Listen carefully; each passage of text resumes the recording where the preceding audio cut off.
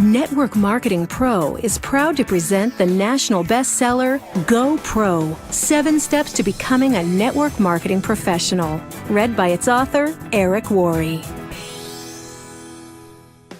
I remember the day I was introduced to network marketing for the first time. It was January 1988. I was 23 years old and selling real estate for a small company owned by my father and his friend, John Joyce. I was newly married with a little boy. I was already behind on my bills and I was scared. The year before, I had earned about $45,000 in real estate commissions, which was a good thing. The problem was that I'd spent about $60,000 and didn't save any money to pay my taxes, which would be due in just a few months. When John Joyce came to my desk that day and said, "Eric, I think I have a way for us to make some extra money," I said, "Tell me more." He went on to say a good friend of his had something to show us and had invited us to his house. So I got in the car with John and my dad and drove over to check it out. When we arrived, he brought us into his living room, popped a tape into his VCR and hit play. I sat and watched this crazy video. It was filled with mansions and limousines and testimonials of people making fortunes virtually overnight. It was so over the top, I just couldn't believe it to be true. So I proceeded to tell everyone I thought it was a bad idea and I wasn't interested. My natural mental filters just couldn't let it in. Then something interesting happened. John and my dad said, "Okay, that's too bad, but we're going to do it anyway." This had a major impact on me because the only thing worse than being broke and in debt was the thought of seeing these two go on to make huge money without me. So I changed my attitude, pulled my dad aside, and asked him if he'd loan me some money to sign up. Thank God he said yes, because deciding to become a network marketing distributor completely changed my life. When I got started, I treated my business like most people do, which is to say I didn't treat it like a business at all. I got in, made some phone calls, and hoped my timing and positioning was enough for me to get lucky and make a few bucks. And at first it worked. I did make some money, and it was very exciting, although I have to disclose something to you. For those first few months, my entire strategy was to quickly call all of my dad's contacts before he had time to get to them. I thought if I called them, told them my dad and John Joyce were involved, and got them to a meeting or to watch a video, then if they were interested, my dad wouldn't fight over who got the credit, since I was in his organization. I had limited success with this, but as you can imagine, it didn't last long. So 3 months after I got started, my network marketing income dried right up. And when it did, my positive attitude completely went away. I started to blame everything and everyone for my lack of success. My upline wasn't giving me enough help. The company didn't provide adequate training. I didn't know enough people. No one would respect me because I was so young. I blamed the product. I blamed the company. I blamed the economy. I blamed everyone but myself. But I had a big problem. Blaming the world wasn't helping to pay my bills, and I'd walked away from real estate after that first commission check. It was going to take too long to get a real estate commission, and I had no college degree, so getting a decent paying job was out of the question. The only place I could go to create some cash flow was back to network marketing. So I put my head down and went to work. At first, it wasn't easy. In fact, in my first 3 years, I rebuilt my organization 7 times. I'd build it up and it would crash, and I'd build it up again and it would crash over and over and over again. After those first 3 years, I was more than discouraged. I'd almost lost hope. Then something happened that changed my life. Actually, it was a combination of 2 things. It was the night before a company convention, and I was watching a news program on television.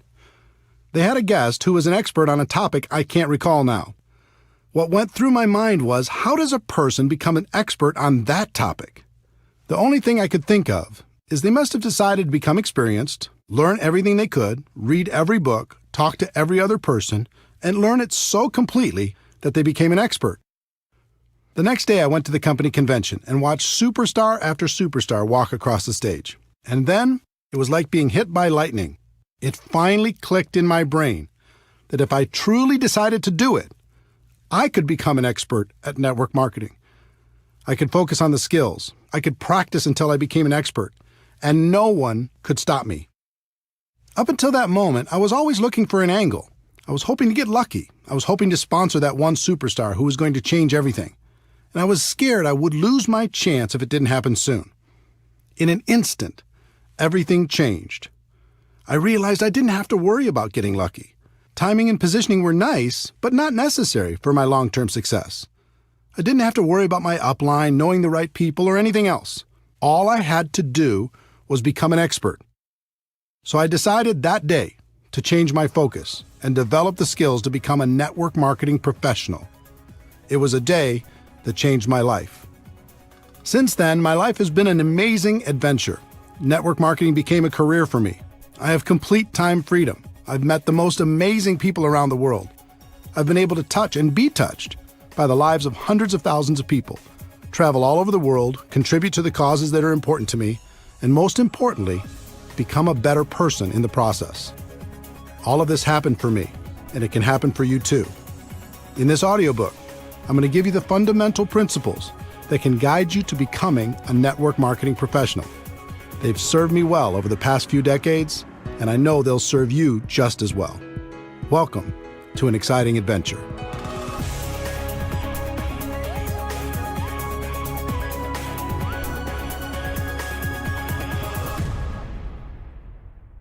Chapter 1.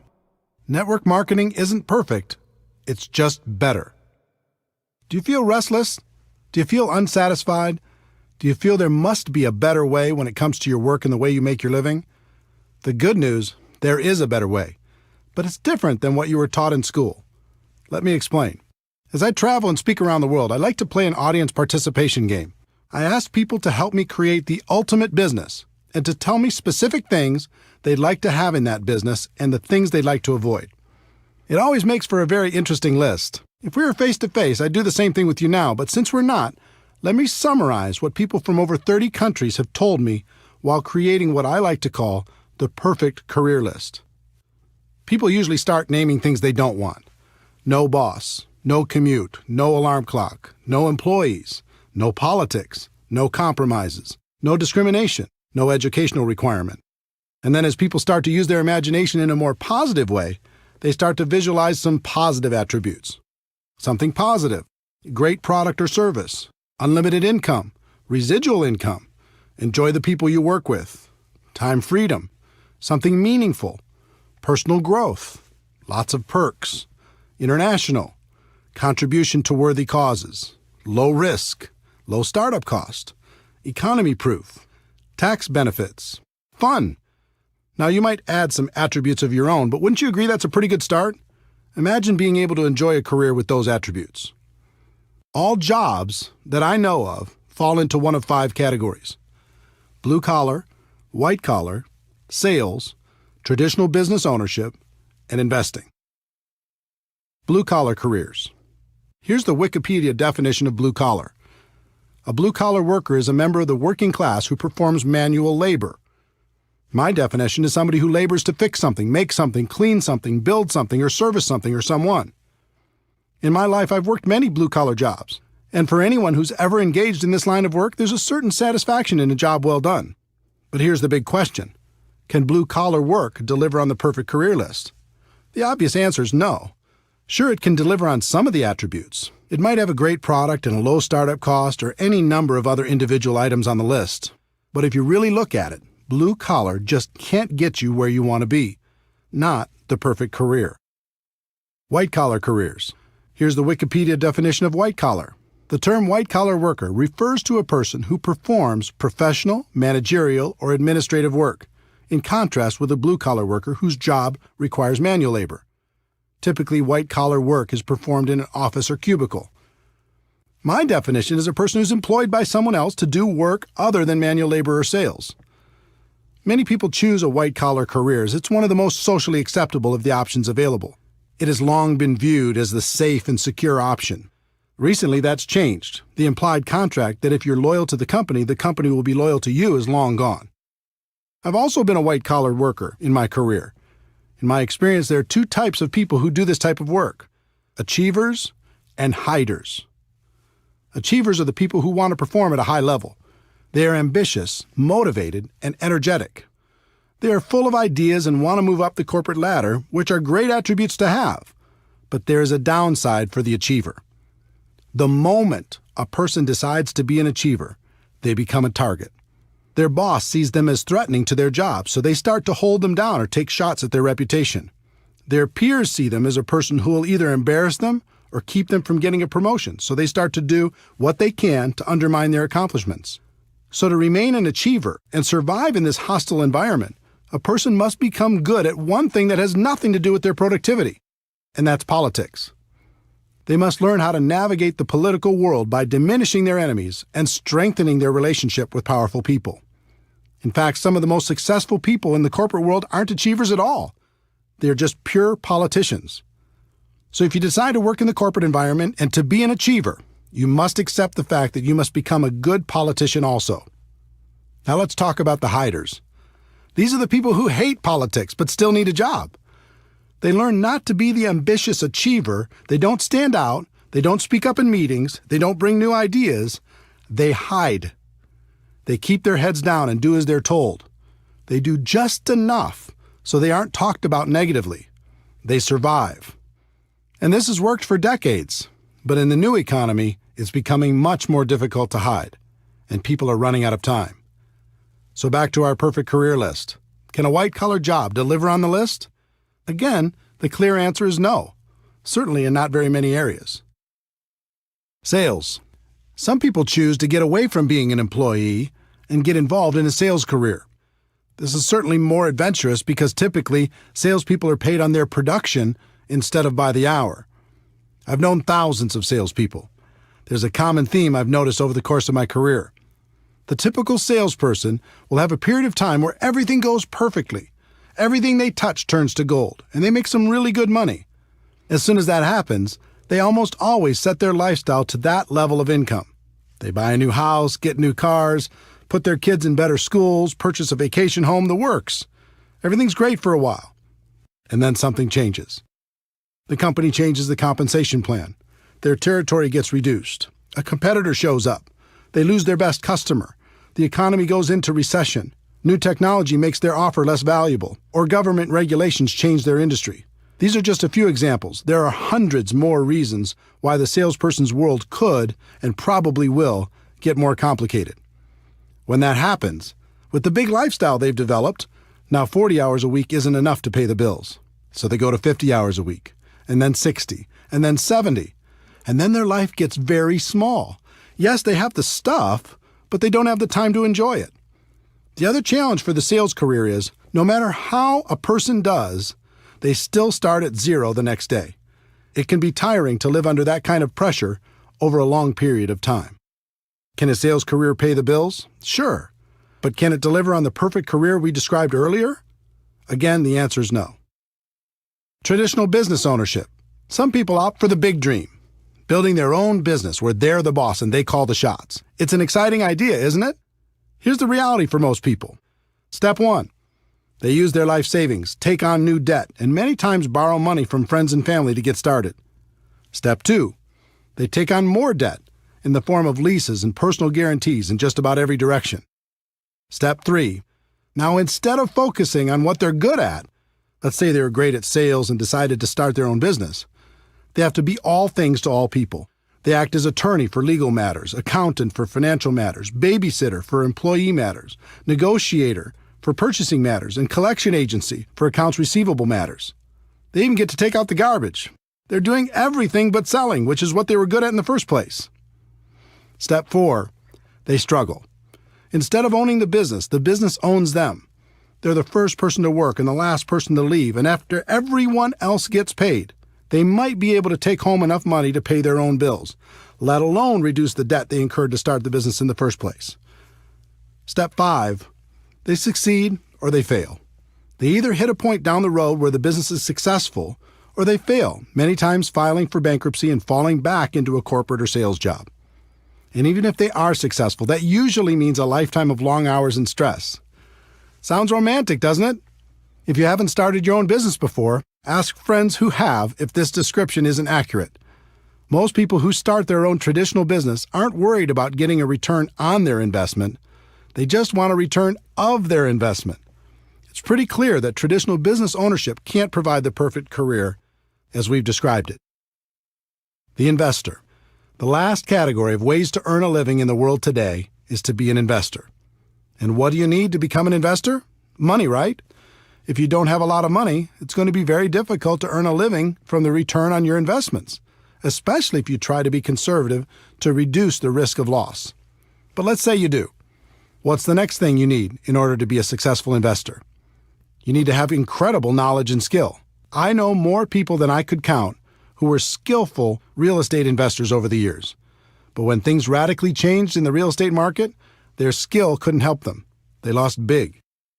Would you like to invest in someone's traditional small business? Good luck. In most cases, you won't be an investor.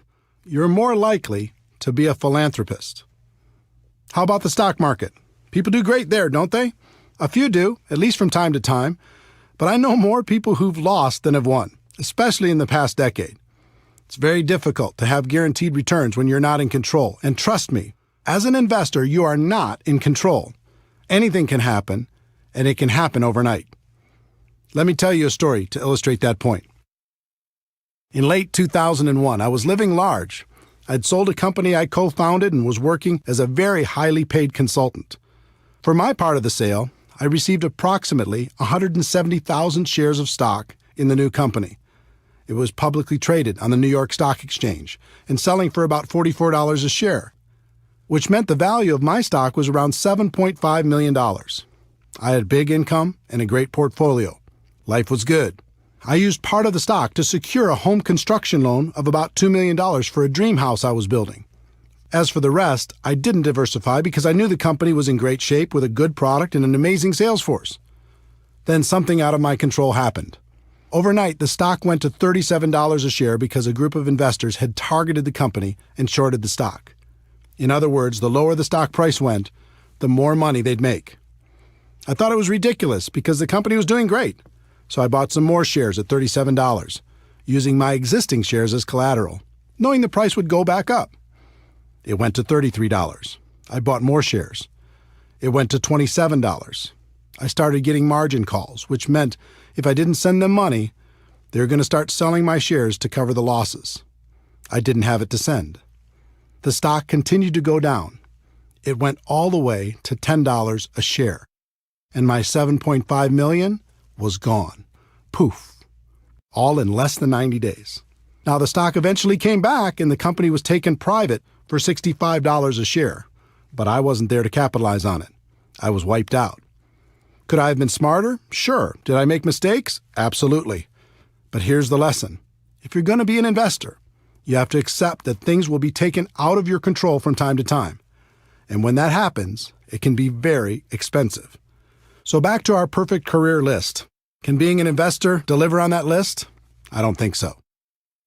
We've talked about blue-collar work, white-collar work, sales, traditional business ownership, and investing. And none of them can deliver on our perfect career list. So is the perfect career even possible? The answer is yes, but to get there, you need to understand that everything is changing. The old models of compensation are dead or dying, and we are going through the biggest economic shift in any of our lifetimes. The new economy, the world as you know it, has changed. For the people who don't recognize that fact, it will be the worst of times. For the people who do, it will be the best of times. Over the last 100 years, an interesting phenomenon occurred. The rise of the corporation became the standard in society.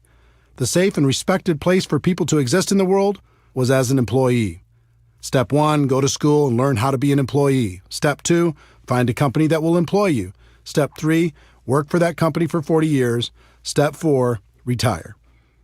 In recent decades, the promise of being rewarded by the company for your loyalty and hard work has been exposed as a myth. People began to realize the loyalty they were giving to their company was not being given in return. So a different process evolved. Step 1, go to school to learn to be an employee. Step 2, find a company that will employ you. Step 3, switch companies for various political or economic reasons every 3 to 5 years over the course of your career. Step 4, find that you can't retire comfortably after 40 years, so you keep working. And now we're going through the biggest shift in any of our lifetimes. For a century, companies have paid people by the hour, by the week, or by the year. That's changing on a global level. The world is moving towards a performance economy, and it's already happening. Here's what that means. In the future, you're only going to be paid for performance. You won't be paid for your time anymore. Servers in the food industry already live in this model. They get a very low hourly wage required by law, and they make their living through tips based upon their performance. If you can imagine the same model being applied to virtually every job in the world, you'll see what's coming. The person cleaning the rooms in a hotel won't be paid by the hour anymore. They'll be paid by the room. For office workers, here's an example. A person has a $60,000 annual salary. Step one, the company will lower that salary to something like $50,000 because with today's marketplace, there's other people who will take the job for a lower amount. Step two, they'll reduce their base salary to something like $20,000 a year. Step three, they'll tell that person that they can get an additional $30,000 over the year if they hit certain performance benchmarks on a monthly basis. In other words, if they hit their numbers, they can make an additional $2,500 a month. Now the pressure's on and the company's loving it. If you don't hit your numbers, they can save even more money. If you do hit your numbers, guess what's in your future? They're going to raise your requirements. Unless you are extremely specialized, this will happen to you if it hasn't already. Count on it. And it will happen in every single profession worldwide. The evolution has begun. Why is this happening? One, it's a better model for the company. They'll get better results with less expense. Two, the new economy needs fewer people, so the company has more people competing for fewer and fewer jobs. Let me explain why the new economy needs fewer people. The exponential rise of technology has changed everything. Over 100 years ago, 90% of the population worked in agriculture. Today, because of dramatic efficiencies, it's less than 1%, and the farming jobs are gone. Remember customer service call centers where you talk to people? Today, you talk to a machine, and those jobs are gone. Remember when companies had a massive amount of salespeople? Now people order online, and those sales jobs are gone. Remember Blockbuster Video and all of its employees? Now people watch movies on their handheld or tablet devices, and those jobs are gone. I love books, but go to your local bookstore while you can. They'll be history soon, and so will the jobs provided by those stores. I could go on and on through virtually every work category in the world. Technology and efficiency are eliminating jobs every single day, and there's nothing we can do to stop it. In fact, it's only going to accelerate. If you're sitting there waiting for the economy to bounce back and for jobs to return, don't. They aren't coming back. Just like the children of farmers saw the handwriting on the wall and left farming for new vocations, the same thing is happening for people working in old economy jobs. To survive, they'll need to open their eyes to this reality and find something new. Network marketing is better. The best way I know to not only survive but to thrive in the new economy is network marketing. There are important products and services in the world today that need to be promoted to the people who need them. Consumers still need to be educated. Companies have choices. They can dive into the ever-fragmented world of advertising to get the word out. They can hire a large and expensive sales force to sell their products or services, or they can utilize network marketing to tell their story to the world. More and more, companies will choose to use network marketing because it fits the new economy. They can provide all the corporate support and paid distributors on a purely performance basis to promote their products. It's extremely efficient because in the new economy, word-of-mouth advertising continues to work better than any other form of promotion. The company can just take the money they would have spent on advertising and promotion and pay it to their distributors to spread the word. What that means for you as an entrepreneur is that you can receive all the benefits of traditional business ownership without the typical risks. And there will be no cap on your income because network marketing companies want you to make as much as possible. If you're going to be paid for performance anyway, why live with the cap? The catch to network marketing. This all sounds great, and it is. But there's a catch that most people won't tell you. Here it is. You must accept a temporary loss of social esteem from ignorant people. That means for a while, people still living in and trying to function in the old system will think less of you. They won't understand. They'll think you're crazy for being involved in network marketing. And actually, the word accept isn't completely accurate. You need to do more than that. You need to embrace the temporary loss of social esteem from ignorant people. You are seeing the future before it becomes apparent to everyone else. You are the smart one. You are the person taking action to live a better life. There's a reason why people will think less of you, and it's not just because they're stuck in the old system. Let me see if I can help you better understand this, because if you decide to make network marketing your profession, it's important to know. Most people have either joined a network marketing company or know someone who has. This is what goes through the mind of virtually every person who decides to get involved. I can think of 5 or 6 people who might do this too. My sister'd be great. My friend loves this kind of thing. I know this other person who'd be amazing. Okay, I'll join. In other words, they aren't joining a profession. They're just hoping to get lucky, sign up a few people to cover their own startup costs, and sit back and wait for the money to roll in. The allure of being paid for someone else's efforts is powerful, but often badly misunderstood. They haven't started a real business. They just purchased a glorified lottery ticket. Imagine a lottery ticket with 6 scratch-off spots. Those spots represent each of the people the new person thinks will certainly join. They approach those people and try to get them to join. And because of their lack of skill, most of them end up with nothing, just like the lottery ticket. This becomes just another lost opportunity. And since they've acted in unskilled ignorance, they may have damaged some friendships as well. So they rip up the ticket. And instead of taking responsibility for not really starting their business, they blame network marketing and make sure to tell the world, look, I've been there. I've done it. I talk to every person I know. And network marketing just doesn't work. Save your money. That's what you're dealing with if you choose this as a profession. The opinions of ignorant people who think they've done it right and it doesn't work. If that's going to be too hard to handle, then network marketing isn't for you. But if you can embrace it, the world is yours. The people who embrace this get paid big money. Companies will pay unlimited amounts to people who can help blind people see, who can educate the ignorant, and who can build a community of like-minded people. Some people like to say perception is reality. I hate that saying. All great leaders in the world have ignored it for centuries. What if Nelson Mandela had said perception is reality? What if Martin Luther King Jr. had said perception is reality? What if Steve Jobs had said perception is reality? The great leaders of the world said, reality is reality, and I'm going to do everything possible to help people understand that fact. The truth is, network marketing isn't perfect. It's just better. And that's reality.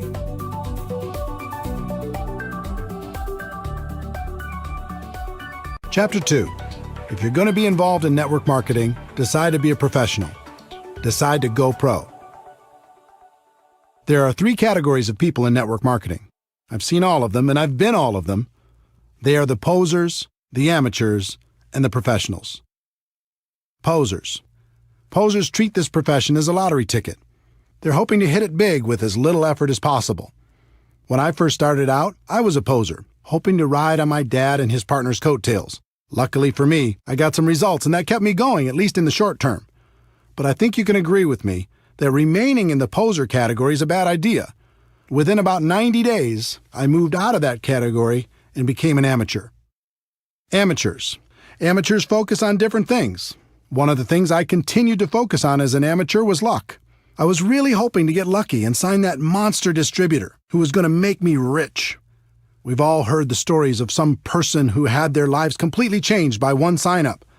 In reality, even if some of those stories are true, it really doesn't serve our profession very well because it makes people spend their time hoping for that big hit.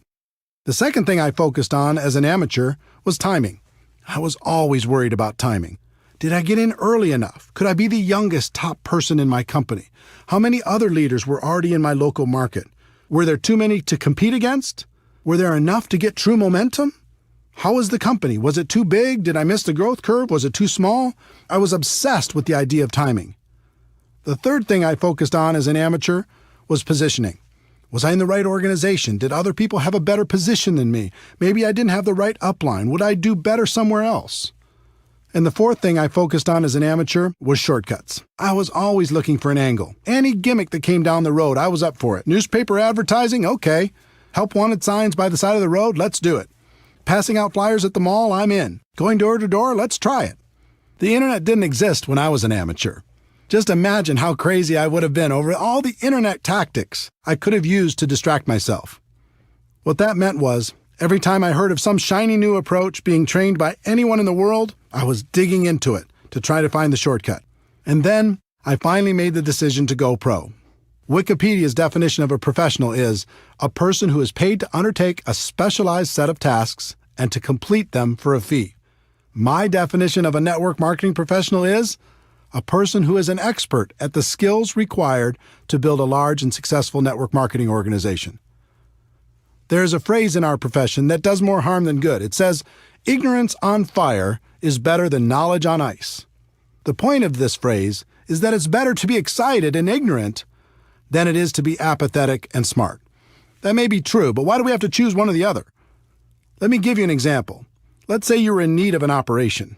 At the hospital, you meet your doctor. He comes in and says, "I'm very excited to conduct your operation. I'm so passionate about it I could hardly sleep. No one on earth wants to help you more than I do." You say, "Wow, thanks, doctor. How long have you been doing these type of operations?" And he says, "Well, I've never had any schooling on this particular operation, and I've never practiced, and I've never done one, but it doesn't matter because I'm so passionate." How are you going to feel? Enthusiasm is great, but eventually you have to marry that passion with skill. Professional athletes will devote endless hours to preparing for competition. But when they join network marketing, they won't give one day's worth of effort to learning our skills. Doctors will devote a decade of their lives at huge financial expense to become physicians. But when they join network marketing, they won't give a month's study and practice to becoming a network marketing pro. In his book Outliers, Malcolm Gladwell's research showed it takes approximately 10,000 hours of practice to reach the expert level at anything. With 4 hours a day of practice, that adds up to about 7 years. That formula applies to network marketing as well. It's going to take about 7 years for you to become world class. The good news is the profession is very forgiving and you can earn a lot of money while you're becoming an expert. The trick is not to get complacent. Don't stop learning while you're earning. When I made the decision to go pro, everything changed for me. I stopped focusing on luck, timing, positioning, and shortcuts. I even stopped focusing on the money. My world changed when I started focusing on the skills and made the commitment to practice until I mastered them. Another thing happened when I decided to go pro. All of a sudden, my group started to grow. It was like people could sense my change of focus and my commitment to excellence, and they wanted to be part of it. Think about a time in your life when you were around a person committed to excellence. It might have been a teacher, a coach, a boss, or a friend. How did it make you feel? It was inspiring, right? You'll find you'll be an inspiration to others when you make this important shift. Bottom line, if you're going to be involved in this great profession, decide to do it right and treat it like a profession. If you go pro, this business is great. If you stay a poser or an amateur, you're going to be miserable. And by now, you've noticed I use the word profession a lot. I do that on purpose. Network marketing is more than just a project. It's not an industry, it's a profession. If you do it right, it's truly a career choice. It can take you out of working in a job that doesn't make you happy to a place of total freedom. That's why I call my website networkmarketingpro.com. Here's what I tell people every day. Ladies and gentlemen, my wish for you is that you decide to become a network marketing professional, that you decide to go pro. Because it is a stone-cold fact that we have a better way. Now let's go tell the world. When the site launched on March 11, 2009, very few people called themselves network marketing professionals. That's no longer the case. Millions of people have changed the way they think about our business, and I'm proud of that fact. I look forward to the day when it's common for people to hear, "I'm a doctor, but I'm also a network marketing professional. I work in construction, but I'm also a network marketing professional.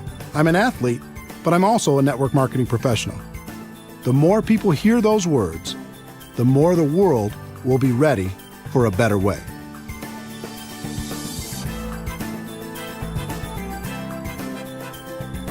Chapter 3.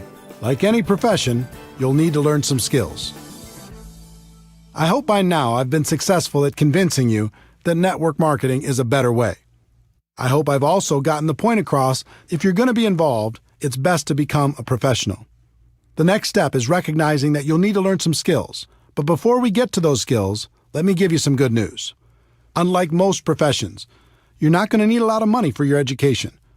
You won't have to take out student loans, and you can actually earn while you're learning. In addition, this profession isn't biased. In fact, it's the most equal opportunity in the world. Your background, experience, contacts, age, race, or gender aren't going to be factors in your ability to learn the skills to go pro. And finally, this isn't complicated. The skills necessary to grow a large and successful business are extremely learnable, and you're going to have a surprising number of people financially motivated to help you learn them.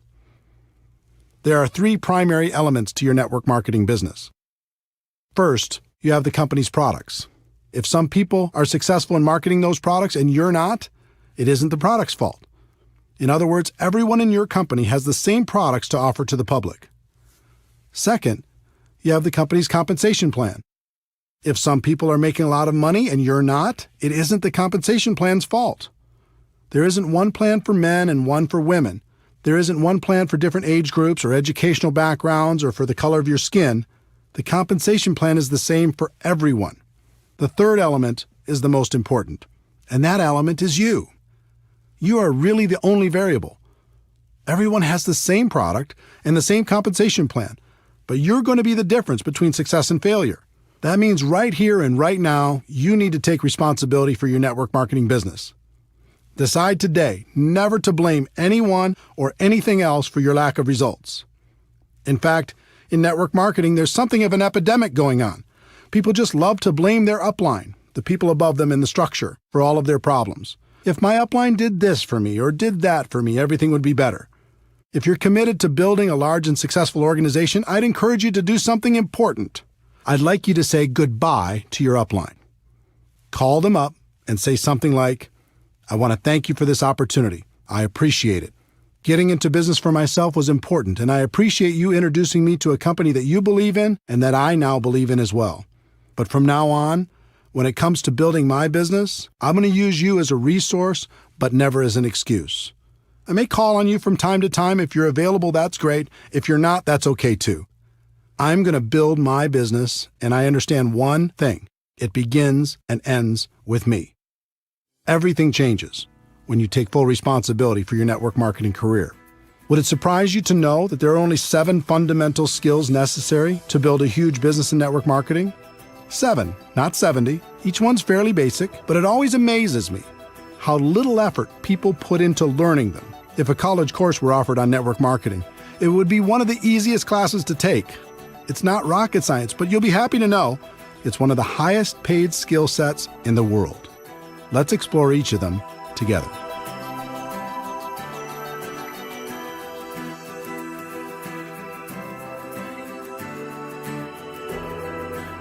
Chapter 4. Skill number 1, finding prospects.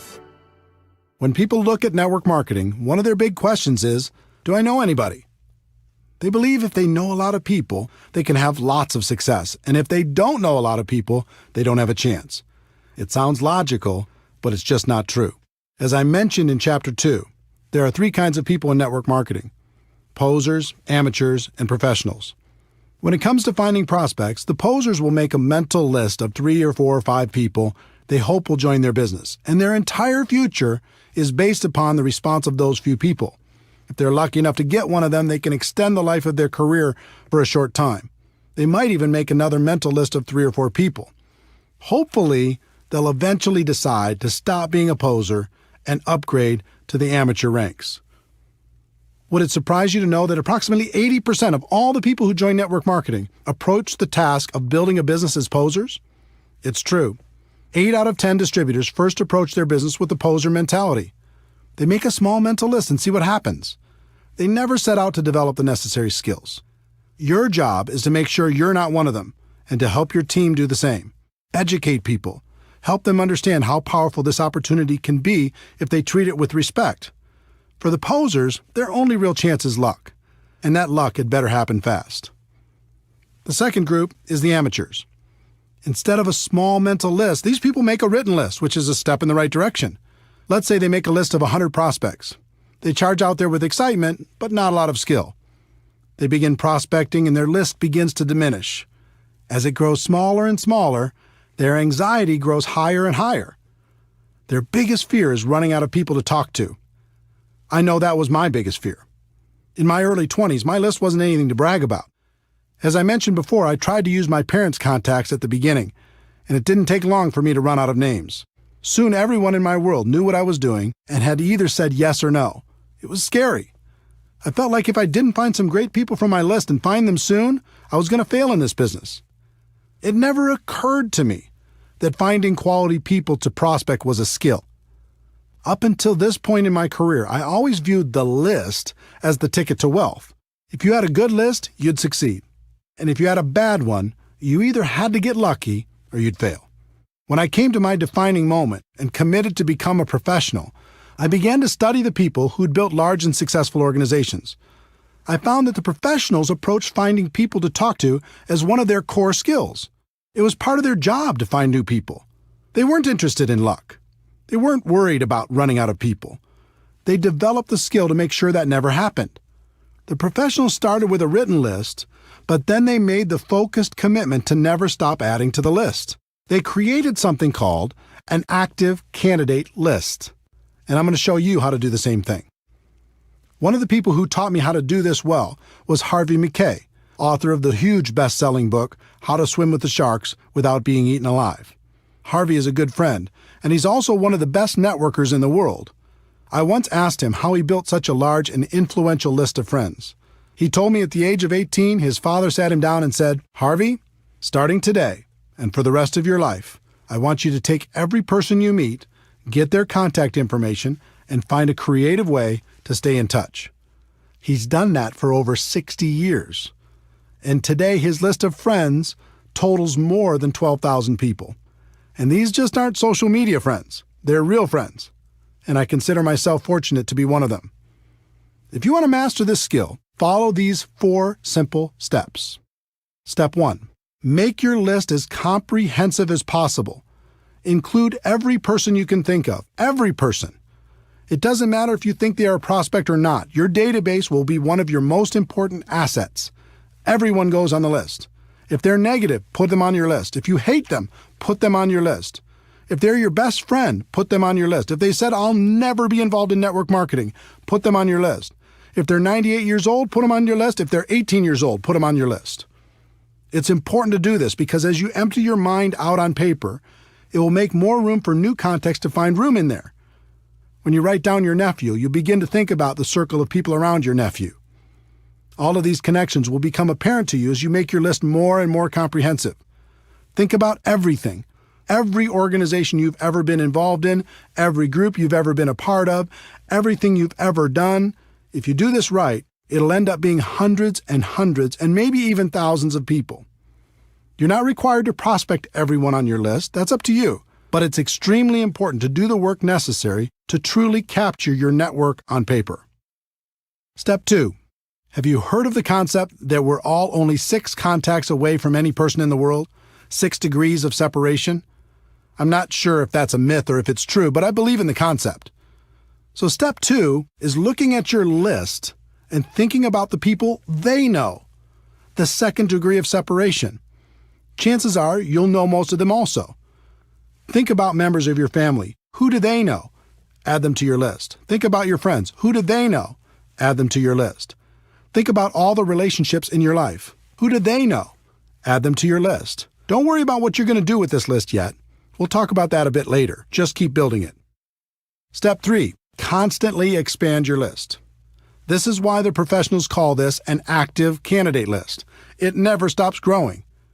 The pros have a goal to add at least 2 people to their list every single day. They may not prospect them, but as Harvey McKay's father said, they go on the list, and you should find a creative way to stay in touch. Harvey's book, Dig Your Well Before You're Thirsty, deals with this concept. If you think about this as a core skill, you realize it isn't very hard. You come into contact with people every day. Just add them to your list. You meet people through online social media. Add them to your list. You do business with new people. Add them to your list. My friend Jordan Adler is the author of Beach Money. He's also a 7-figure-a-year earner in network marketing. He's a master at step 3. He just lives his life and is always making new friends. And if you look at his business, almost all of the people he's recruited into his huge organization are people he didn't know before he started his network marketing business. He's a pro. Professionals develop a higher level of awareness. They pay attention to the world. They know they'll be introduced to new people all the time. Posers and amateurs don't even notice. They just go through their day saying, "What people? I don't see any people." How hard would it be to raise your awareness and add 2 new people a day to your list? Think about it. If you did that 6 days a week, that is over 600 new people a year. Do that for 5 years, and it's over 3,000 people. Can you see why professionals don't worry about running out of people to talk to? Please understand, I'm not saying you should assault these people with your pitch the moment you're introduced. Some people in network marketing make that mistake, and it's not good. Just add them to your list, make friends, develop a connection, and when the time is right, you can help them understand what you have to offer. Step 4, network on purpose. Professionals network on purpose. It's hard to meet new people if you're hiding from the world. Get out there, have some fun, join a new gym, have fun with a new hobby, volunteer for a cause that's important to you. Find places and organizations where you can meet new people. Not only will it be good for your business, but you'll also make some great friends.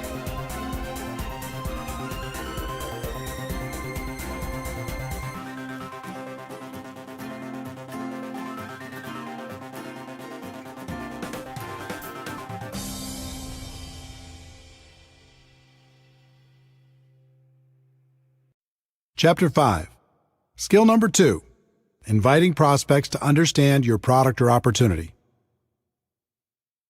Once you've identified your prospects, the next skill is learning how to properly invite them to find out more about your product or opportunity. This is by far the most critical skill to develop. I call it the gateway skill for network marketing. If you aren't successful in getting anybody to take a look, then we can guess what your future will look like in MLM. Most people think you must start off with a great reputation and have a lot of influence with others for them to take a look at your opportunity. It's just not true. When I first started in 1988, I had no reputation and no influence. I barely escaped high school, attended one semester of community college before dropping out, and had a total of 18 jobs, all before the age of 23. Do you think I had a lot of respect in the community? I had zero. And since I was a $5 to $10 an hour person, all of my friends were the same, so they weren't much help. Most of them were still living with their parents. But I was desperate, and I was scrappy. In the beginning, I made up in numbers what I lacked in skill. I called everyone I knew, and I gave them my pitch. A few of them joined. Most didn't. I placed ads in the local newspaper. I gave all of the people who responded my pitch. From all of that activity, a few joined. Most didn't. I tried everything. I was like a hunter with the goal of bagging an elephant. I went around with my gun/opportunity in my hand and shot at everything that moved. I didn't really care about relationships. All I cared about was getting the new recruit. My attitude was some will, some won't, so what, next. But because I was a hunter, everyone around me felt hunted, and they started to avoid me, and it wasn't fun. Even worse, the people I did get to join my business tried to do the same thing I was doing, failed, and then quit. After 3 or 4 years of frustration, I came to my defining moment and started studying successful people in MLM to see what they did. What I found surprised me. They weren't hunters. They were more like farmers. They built relationships. They built friendships. They learned how to build trust with the people they met, and were able to skillfully transfer the belief they had about their products and opportunity. Their goal wasn't to immediately recruit their prospects. Their initial objective was to educate their prospects on what they had to offer, and then let those prospects decide if it was something they wanted to do. This was a huge switch in strategy for me, and I began to look at things differently. I put myself in the prospect's shoes and thought about what would be attractive to me and alternatively, what would cause me to put up my defenses. I realized why the pros had such great results. Instead of acting like sharks, they were more like coaches or consultants. They built relationships and then offered common-sense solutions to people's problems. Who wouldn't like that? The other thing I noticed with the professionals is they didn't pitch their product or opportunity. Instead, when the timing was appropriate, they just invited people to do one of two things, based upon the individual prospect situation. The first thing they did was invite people to attend some sort of event, such as a one-on-one or two-on-one meeting with another member of their team, or a 3-way phone call conversation, a small group presentation in their home, an online webinar, a local hotel meeting, or some larger company event or convention. Professionals understand that personal interaction is a critical component when it comes to building trust and transferring belief, so they try to connect people as much as possible. The second thing they did was invite people to review some sort of tool. I'm a big believer in using tools to help educate a prospect. Tools take many forms. There are CDs, DVDs, magazines, brochures, websites, and online presentations. With some companies, you can even let people sample the product and treat that as a tool. There's no question that technology continues to evolve, offering more and more convenient ways to help educate prospects. but I have to interject a personal opinion based upon experience. While technology allows us to get people quality information quickly, there's nothing like a physical tool. In a world of bits and bytes and in a network marketing world where it's important to build trust, a physical tool makes it real. Of the two methods used to help educate the prospect, events are the most effective. There are lots of reasons. There's a physical interaction from meeting with people, and that helps build trust.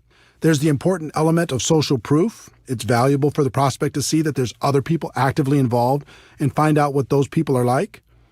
There's education on the product and the financial opportunity. They get to see firsthand the kind of support that's involved, and they realize they won't have to do everything by themselves.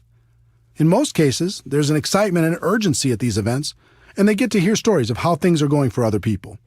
Those are some of the benefits. The only downside to events is they can be difficult to schedule and confirm, especially for a brand new person. If you don't have the skills, it's fairly common to invite 20 people and have 1 or 2 show up, and that can be very discouraging. For building a large and duplicating organization, I've found that a tool is a better first step. Remember, our goal is education and understanding. We want people to know what we have and understand how it can benefit their lives. A tool is a great way for people to become educated and hopefully excited in the middle of their busy lives. They might not have time to drive across town to meet with you, but they can listen to a CD in their car or watch a short DVD, read a magazine, or watch an online presentation. If you were to look back at my career, you'd see that tools changed everything for me. In 1990, my company came out with a video that was dynamic and exciting.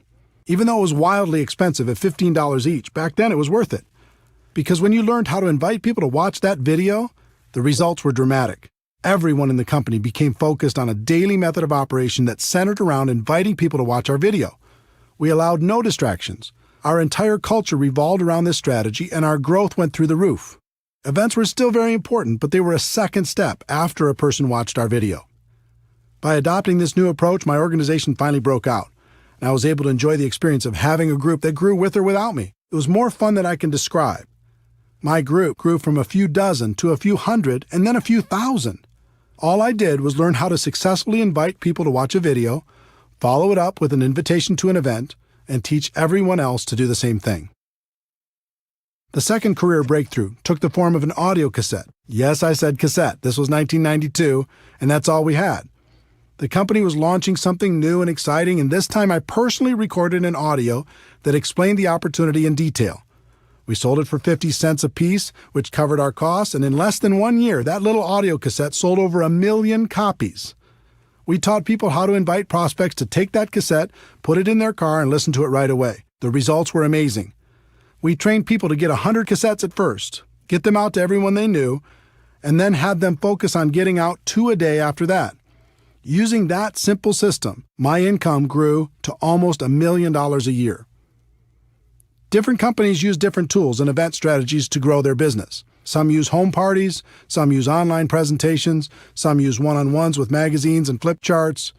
Find what's working best in your particular company, develop your daily method of operation, and then train your people how to effectively do the same and invite their prospects to plug in. As a professional, you're going to be inviting your prospects to review a tool or attend an event. Here's what you're not going to be doing. You're not going to be pitching people and trying to dazzle the world with your wisdom. That approach will feed your ego, but steal from your bank account. Let me give you my formula for financial independence in network marketing. Your ability to get a large group of people to consistently do a few simple things over an extended period of time. It was this formula that helped me break out of network marketing mediocrity, and it will help you do the same. For years, I focused and depended on my ability to persuade other people to join me. Then I graduated to finding a few key leaders I could train to do what I was doing. And finally, I learned the formula I just gave you and began to focus on getting a large group of people to consistently do just a few simple things and to keep doing them. When that happened, everything changed for the better. Those are the fundamentals. Let's take a moment to talk about the emotions of inviting. There are 4 basic rules. Rule number 1. You must emotionally detach yourself from the outcome. This is extremely important. Remember, our initial goal is education and understanding. It's not getting a new customer or signing a new distributor. In other words, if you disconnect your emotions from that outcome and just focus on education and understanding, everything gets very simple. This sounds easy, but it's difficult to do. All of us come into this business with the hope of recruiting some great people. It's hard to disconnect from those expectations. But you need to remember, we're not hunters. We're not sharks. Our job is to educate people and help them understand what we have to offer. We act as consultants, offering suggestions on how people can live a better life. If you focus on getting a customer or a new distributor, you'll constantly be disappointed and you'll find your prospects running away from you. If you focus on education and understanding, you'll have fun and your prospects will enjoy the experience. Rule number 2, be yourself. So many people become a different person when they start inviting. This makes everyone uncomfortable. Be yourself. Just focus on being your best self. Rule number 3, bring some passion. Enthusiasm is contagious. It's okay to get a little bit fired up. Get focused. Listen to some music that inspires you. Smile when you're on the phone. I assure you, your positive emotion will translate into better results. Rule number 4, have a strong posture. This was a big one for me. At first, I was so insecure, I didn't think anyone would take me seriously. But as I watched the professionals, I noticed their posture. They were bold, they were confident, they were strong. So I decided to be bold as well. I stopped apologizing all the time. Instead of saying, yes, I know I've had a lot of jobs so far in my life, but I'm hoping this will be the change I've been looking for, I started saying, guess what? I'm sick and tired of the life I've led up until this point, and I've decided to take charge. I wouldn't bet against me because I'm serious. You feel the difference? Be yourself, but be a bolder self. Be yourself, but be a stronger self. Be yourself, but be a more confident self, at least when you're inviting. I found I could do that for short periods of time at the beginning. And just like building a new muscle, I could eventually do it longer and longer until it became part of me. So now that we've set the stage, let's go through the invitation formula. This formula is designed to be used over the phone or face-to-face. It's not to be used with texting, email, or any other communication tool, just on the phone or face-to-face. This can work with your warm market prospects, someone you know, or cold market prospects, someone you meet while living your life. I'll give you examples for both. There are 8 steps to a professional invitation. That might sound complicated, but with a little practice, you'll find it's an easy skill to master. Step 1, be in a hurry. Step 2, compliment the prospect. Step 3, make the invitation. Step 4, if I, would you. Step 5, confirmation number 1, get the time commitment. Step 6, confirmation number 2, confirm the time commitment. Step 7, confirmation number 3, schedule the next call. And Step 8, get off the phone. Step 1, be in a hurry. This is a psychological issue. People are always more attracted to a person who has things going on. If you start every call or face-to-face conversation giving the impression that you're in a hurry, you'll find your invitations will be shorter, there will be fewer questions, less resistance, and people will be more respectful of you and your time. Examples for warm market prospects. I don't have a lot of time to talk, but it was really important I reach you. I have a million things going on, but I'm glad I caught you. I'm running out the door, but I needed to talk to you real quick. Examples for cold market prospects. Now isn't the time to get into this, and I have to go, but I have to run, but get the message? Set the tone with some urgency. As for the examples I'm sharing with you, don't worry too much about the exact words. Just focus on the concept and use your own words. Let people know you're busy, you've got a lot going on, and your time is short, but it was important for you to talk to them real quick, and do it with some passion in your voice. Step 2, compliment the prospect. This is critical. The sincere compliment, and it must be sincere, opens the door to real communication and will make the prospect much more agreeable about hearing what you have to say. Examples for warm market prospects. You've been very successful, and I've always respected the way you've done business. You've always been supportive of me, and I appreciate that so much. Great to use with family and close friends. You have an amazing mind for business and can see things other people don't see. For as long as I've known you, I thought you were the best at what you do. Examples for cold market prospects. You've given me some of the best service I've ever received. You're super sharp. Can I ask what you do for a living? You've made this a fantastic experience.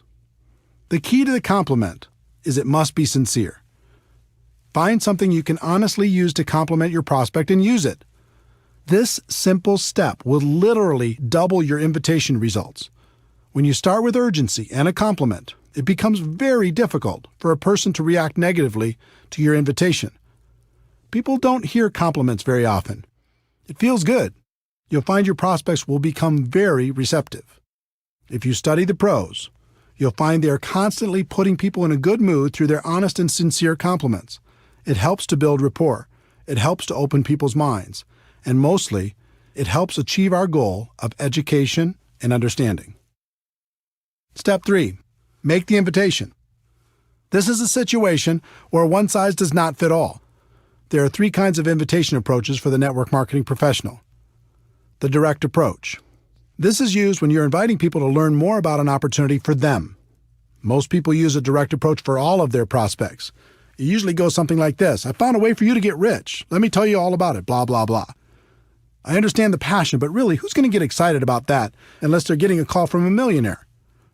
That doesn't mean the direct approach doesn't work. It does. It has an important place in your invitation process, but it should be reserved for people who know and respect you or for people that you know are searching for something better. Examples for warm market prospects. When you told me you hated your job, needed more money, wanted to find a new house, etc., were you serious or were you just kidding around? They'll almost always tell you they were serious. Great, I think I found a way for you to get it, solve the problem, make that happen. This is for situations where you know an area of their dissatisfaction, need, or desire. I think I found a way for us to really boost our cash flow. When I thought of people who can make an absolute fortune with a business I found, I thought of you. Are you still looking for a job or a different job?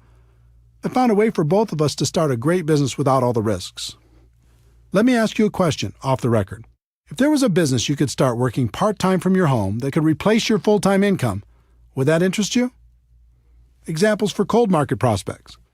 Have you ever thought of diversifying your income? Do you keep your career options open? Do you plan on doing what you're doing right now for the rest of your career? You can follow these cold market scripts or any variations with the following. I have something that might interest you. Now's not the time to get into it, but. The indirect approach. This is another powerful tool to help people get past their initial resistance and educate them on what you have to offer. The indirect approach is about asking the prospect for help, input, or guidance.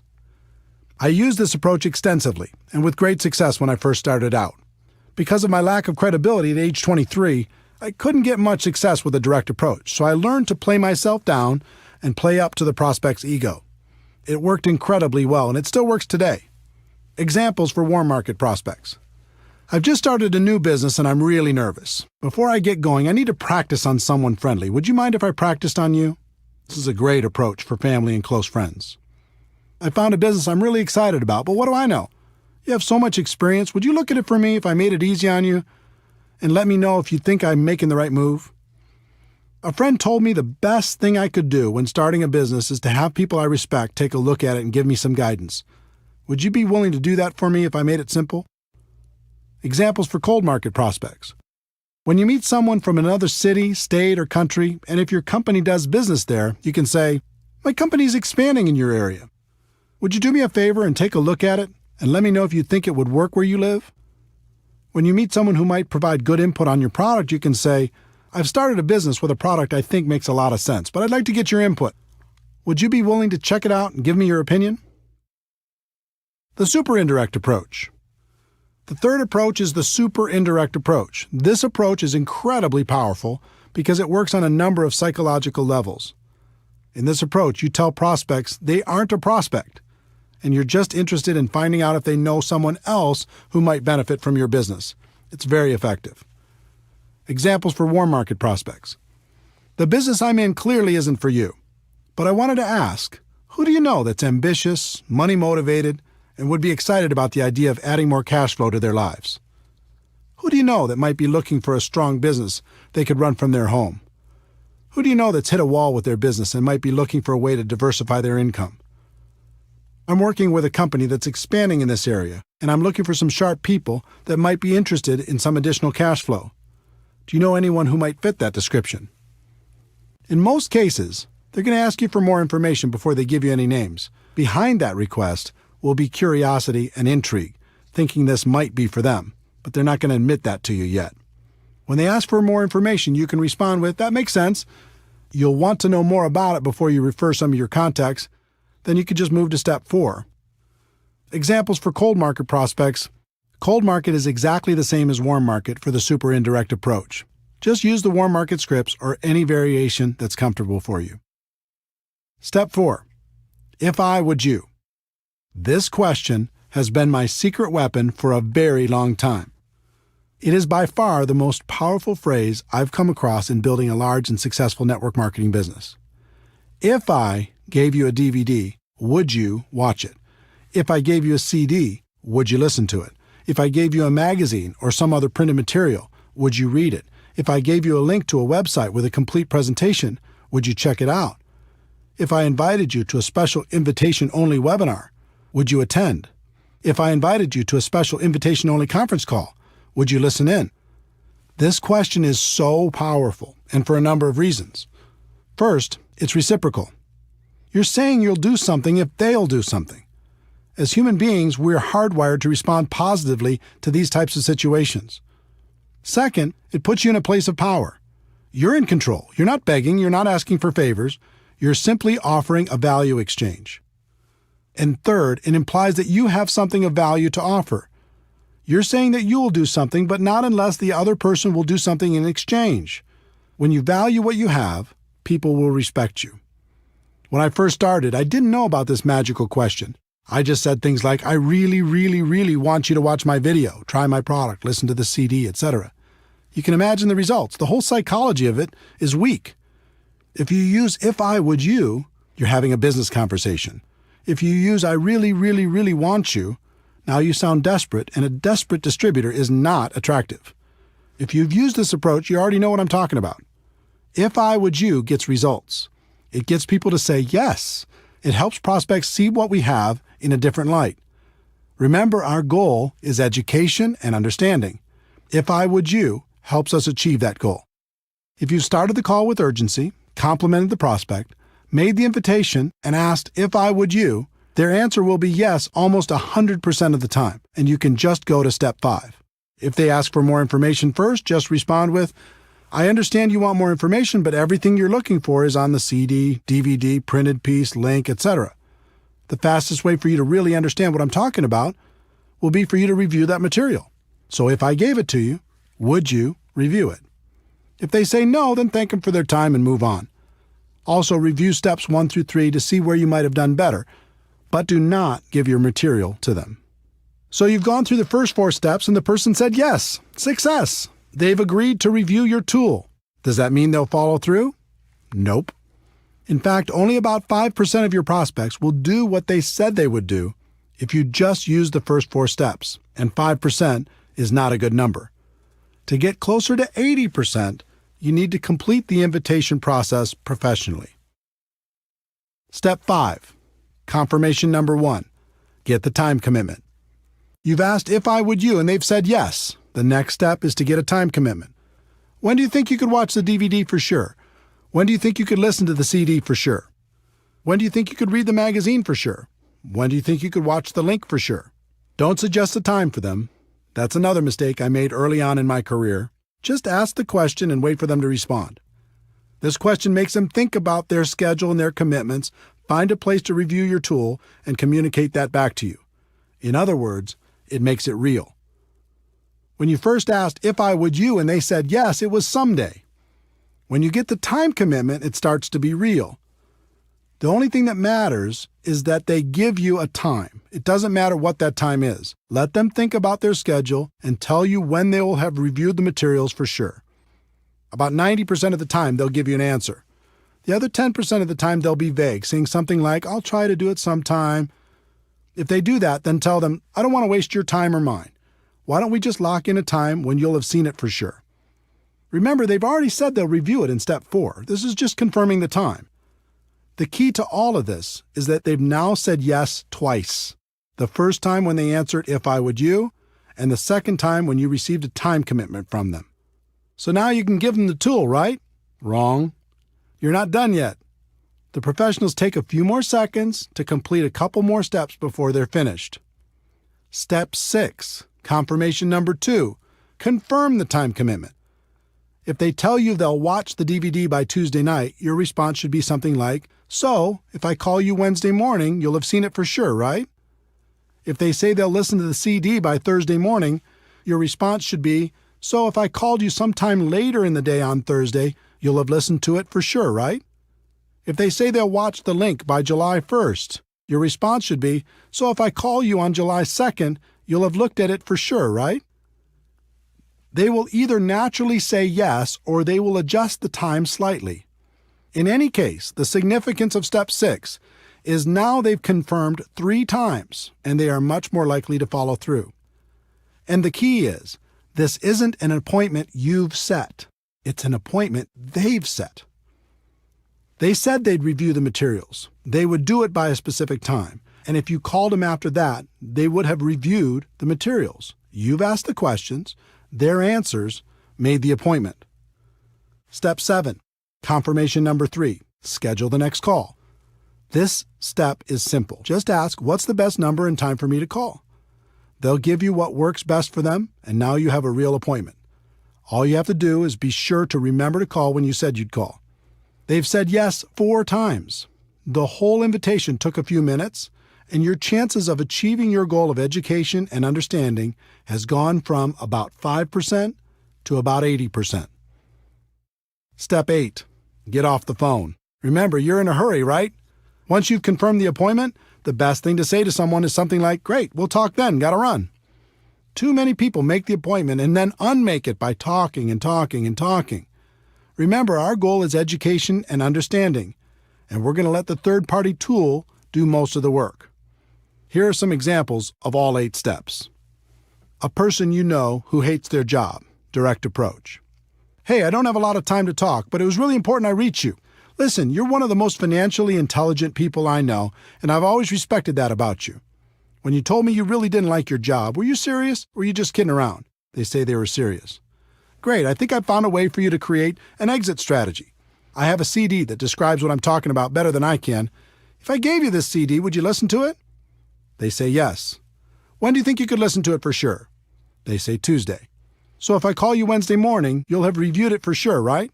They say yes. "All right, I'll check back with you then. What's the best number and time for me to call?" They give me the information. "Got it. We'll talk then. Gotta run. Thanks." A good friend, indirect approach. "Hey, I'm running out the door, but I needed to talk to you real quick. Do you have a second?" "Great. Listen, you've always been so supportive of me, and I appreciate that so much. I've just started a new business, and I'm really nervous. Before I get going, I need to practice on someone friendly. Would you mind if I practiced on you?" They say sure. "Great. If I gave you a DVD that laid out the information in a professional way, would you watch it?" They say yes. "It's about 15 minutes long. When do you think you could watch it for sure?" They say Thursday. "So if I called you Friday morning, you'll have reviewed it for sure, right?" "Fantastic. What's the best number and time for me to call?" They give you the information. "Great. We'll talk then. Gotta run. Thanks." A highly successful person, super indirect approach. "I know you're busy, and I have a million things going on too, but I'm glad I caught you. You've been wildly successful, and I've always respected the way you've done business. I've recently started something new, and I'm looking for some sharp people. It's clearly not for you, but I wanted to ask, who do you know who's ambitious, money-motivated, and would be excited about the idea of adding a significant amount of cash flow to their lives?" They say they do know some people. "I understand that you'd want to know more about it before you recommend people. I have a DVD that explains exactly what I'm doing and the kind of people I'm looking for. It's brief. If I sent one to you, would you review it?" They say they would. "Thanks. When do you think you could view it for sure?" They say next Monday. "Okay, so if I call you next Tuesday, you'll have reviewed it for sure, right?" "Okay, I'll check back with you then. What's the best number and time for me to call?" They give the information. "Okay, great. Thanks again. I appreciate it so much. Talk to you next Tuesday." A cold market prospect who's done a good job selling you something. Direct approach. "Now isn't the time to get into this, and I have to go, but you're super sharp, and I happen to be looking for some sharp people. Do you plan on doing what you're doing now for the rest of your career?" They say no. "Good. I have something that might interest you. Now isn't the time to get into it, but I have a DVD that explains it all in great detail. If I gave it to you, would you watch it?" They say yes. "When do you think you could watch it for sure?" They say Sunday. "So if I called you Monday, you'll have reviewed it for sure, right?" They say yes. "All right, I'll check back with you then. What's the best number and time for me to call?" They give you their information. "Okay, here it is. Thanks again for the excellent service, and I'll talk to you soon." Are you feeling the flow of how this works? Obviously, there are many possible variations for different kinds of prospects, but I hope these examples help you understand how everything comes together. In terms of scripts, it's best if you get the basic concepts down and don't focus too hard on the exact script. Life doesn't work that way. But if you learn to let your prospect know you're in a hurry, then compliment them, then invite them, then pass on a tool with "if I would you," then confirm using the process I described, and finally get off the phone or complete the invite, you'll do just fine. Remember, in recruiting, there are no good or bad experiences, just learning experiences. On your journey to become a network marketing professional, the best thing that can happen is for you to develop the skills to recruit on demand in any situation. Then you never have to worry about being lucky. So practice, practice, practice.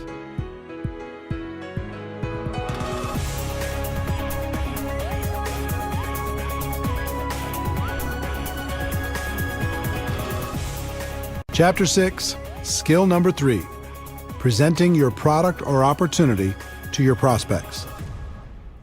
We've talked about the first two skills of identifying prospects and inviting them to learn more about your product or opportunity. As you've learned, you'll be inviting them to review a tool or attend some sort of event. If they are reviewing a tool by themselves and you're not around, there's nothing for you to do. Just follow up when you said you would. If you're physically with them, there are some things you need to understand, and one of the biggest is you are not the issue. This was a tough one for me to accept. When I first got started, I read everything I could, listened to everything I could, and attended all the training sessions I could. I thought the most important thing I could do was become an expert on all the facts associated with my company. So if anyone asked me any questions, I'd be right there with the answers. Sounds logical, right? I would sit down with someone and say, "Let me tell you all about our products. Let me tell you all about our company. Let me tell you all about our compensation plan. Let me tell you all about our incredible support system." There are big problems with that approach if you want to build a large and successful organization. For me, the first problem was, no matter how much I learned, there would still be questions that stumped me. And since I was presenting myself as the expert, if I got stumped, that might make the prospect question the whole opportunity. The second problem was, most of my prospects knew I wasn't an expert. So when I came to them and presented myself as an authority figure, they knew it wasn't true. It actually made them more skeptical. The third problem was, even if I was successful at becoming an expert, the other distributors in my organization didn't necessarily have that same desire or willingness to learn. As a result, I was the go-to guy for every single presentation. There's no way to create an organization that will duplicate with this approach. And without duplication, network marketing is just a job. In the early days, that's what network marketing was for me. A job. I had no duplication because I made myself the issue. But I was determined, and I started to observe and take careful note of how the most successful distributors did their presentations. The pros never made themselves the issue. More than that, they never presented themselves as an expert. They acted as a consultant who connected the prospect to tools, events, or other distributors to help them become educated. If the prospect asked a question, they would guide them to the answer, but they wouldn't give the answer directly. This baffled me until I started to comprehend duplication. The pros knew they could sign the person up by dazzling them with their knowledge and experience, but they also knew it would take a long time for their new distributor to do the same thing. So they came up with a simpler approach. It was around this time I heard a concept that has stuck with me ever since. In network marketing, it doesn't matter what works. It only matters what duplicates. This should be a guiding principle for every network marketing professional. The pros use tools instead of their own wisdom. The pros use live events instead of their own presentations. The pros use other distributors to give the facts instead of giving them themselves. The pros don't present themselves as experts. They just invite people to learn more about the product or opportunity and let the third-party resource provide the information. The pros bring passion, enthusiasm, excitement, and belief. If you ever watch a pro at work, you'll see a fire in them that's contagious. Make passion, enthusiasm, excitement, and belief your priority. Then invite professionally and let the third-party resource do the rest. In addition to learning how to effectively present your product or opportunity during your personal recruiting efforts, it's also important to learn how to present your opportunity to groups of people. I've heard it said, and I think it's true, the person with the marker makes the money. In other words, the person in front of the room giving the presentation usually has a higher than average income. When I first got started, I was deathly afraid of speaking in front of people. But I was ambitious, and since everyone said this was an important skill, I was determined to master it. I started by learning how to give a short and effective testimonial. Learning to tell my story was extremely valuable in building my business and has been to this day. People aren't interested in how much you know, but they are interested in your story as long as you don't bore them to death with it. I worked on my story for a while, and after tweaking it a time or two, here's what I came up with. Hi, my name is Eric Worre, and I'm a retired underachiever. I had 18 jobs by the time of 23 and was starting to think my future wasn't looking so good. I was embarrassed by my lack of results, and I was desperately looking for a way to make something of my life. In January of 1988, I was introduced to network marketing, and it has changed my life. Instead of being afraid of the future, now I'm excited about it. And then I would insert whatever was appropriate based upon my current levels of success. The theme of my story was, if I could do it, anyone could do it. And it worked. I use it all the time in hotel meetings, in home meetings, on three-way phone calls, on conference calls, you name it. No matter what your background is, you can craft a compelling personal story. I've found every good story has 4 elements. 1, your background. 2, the things you didn't like about your background. 3, how network marketing or your company came to the rescue. And 4, your results or how you feel about your future. Take some time to create your story and start telling it every chance you get. Next, I decided to master my company's opportunity presentation. Again, the concept of modeling successful people came into play. The top earner in my company was extremely powerful and effective. In addition, he did the same exact presentation every single time, just about word for word. So I recorded his presentation and transcribed it by hand onto a legal pad. When I completed that step, I recorded my own voice doing that presentation. I did it word for word, same story, same jokes. Everything was his exact presentation. After I was done, I played it back, and it was terrible. My voice had no energy, I was boring, I hated it. So I recorded it again and again and again until it was acceptable. In the end, I had an audio cassette with my presentation on it. And I listened to it over and over in my car. I'll bet I listened to that presentation 500 times. And by that time, I had it memorized. I knew it backwards and forwards. I could start from any part of the presentation and take it from there.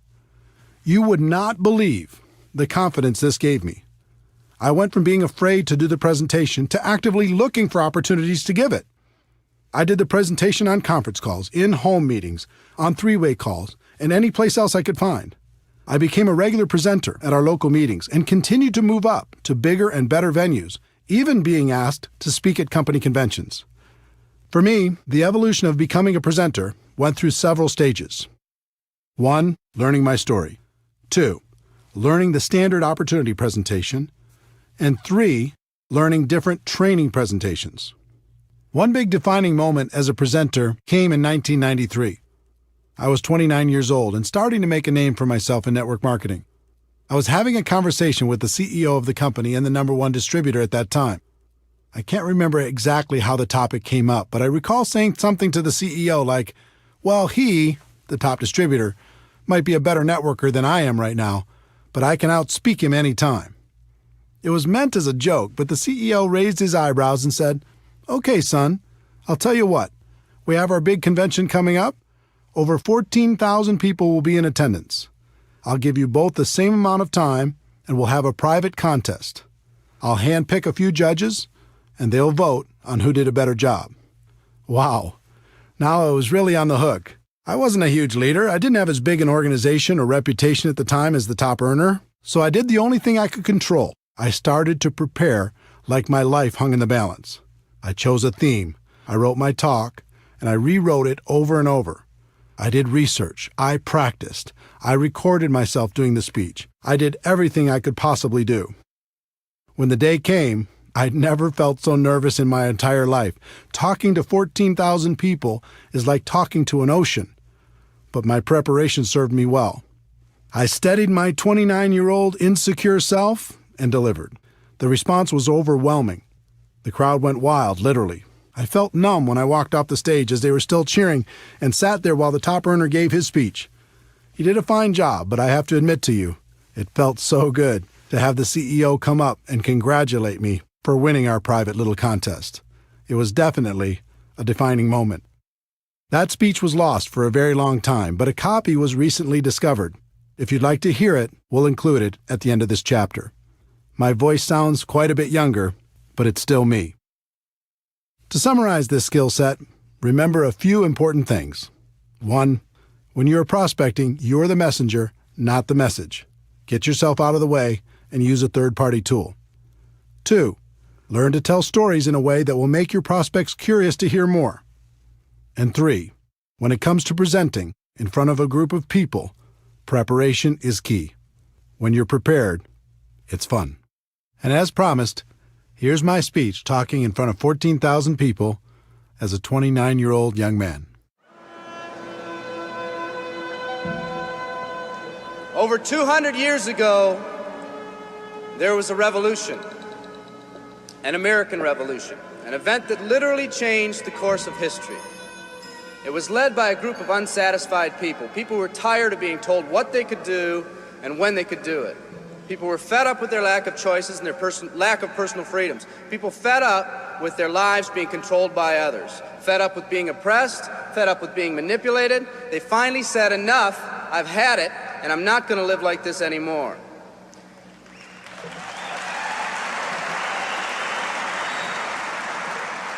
Our ancestors were people that took full responsibility for what happened to them. It was that spirit that ignited a country and formed what is now a giant in the free world. I have a question for you. Where's that spirit today? It's time for another revolution. Let me explain one of the laws of the universe. It's called the law of use, and it says simply this: whatever you don't use, you lose.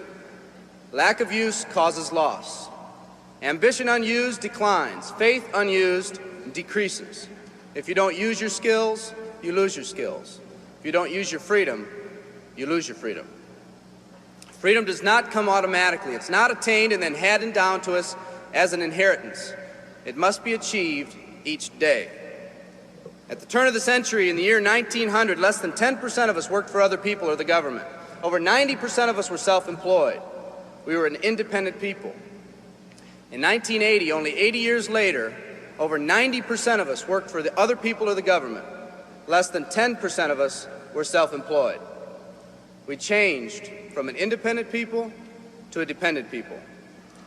We'd slowly shifted from a people who took full responsibility for everything that happened to them to a people who've become talented and practiced at the art of blaming others for their problems.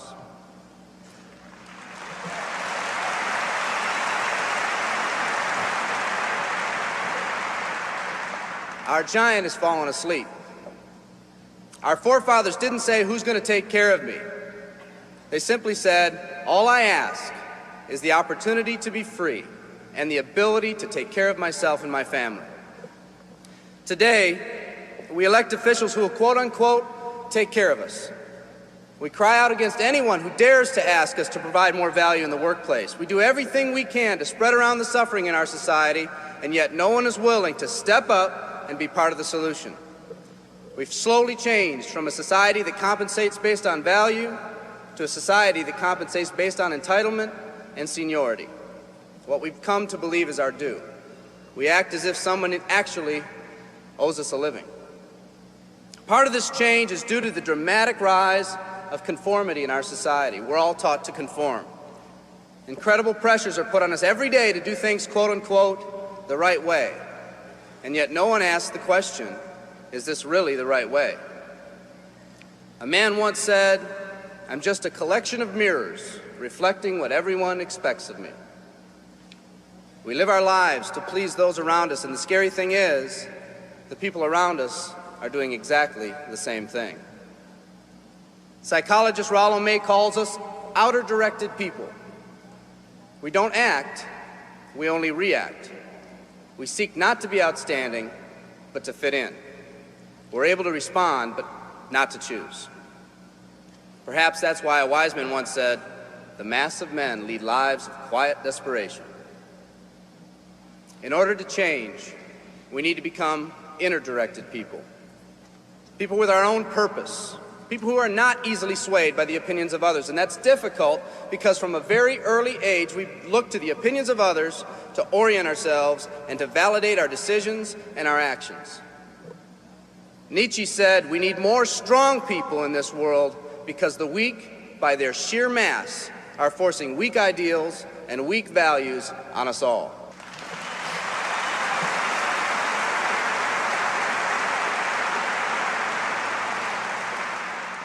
Today's massive social and economic changes are waking this slumbering giant. Some people may not be ready right now for the changes happening today in today's society. It doesn't matter if they're ready or not. An old proverb says, if a man wants his dreams to come true, he must first wake up.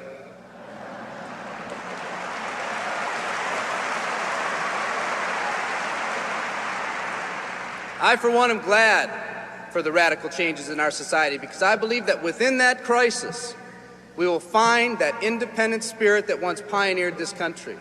Some of us are finally ready to change.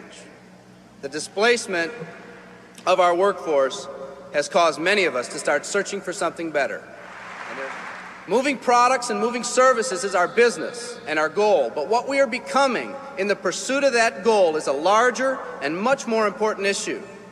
The rekindling of our independent spirit has more lasting value.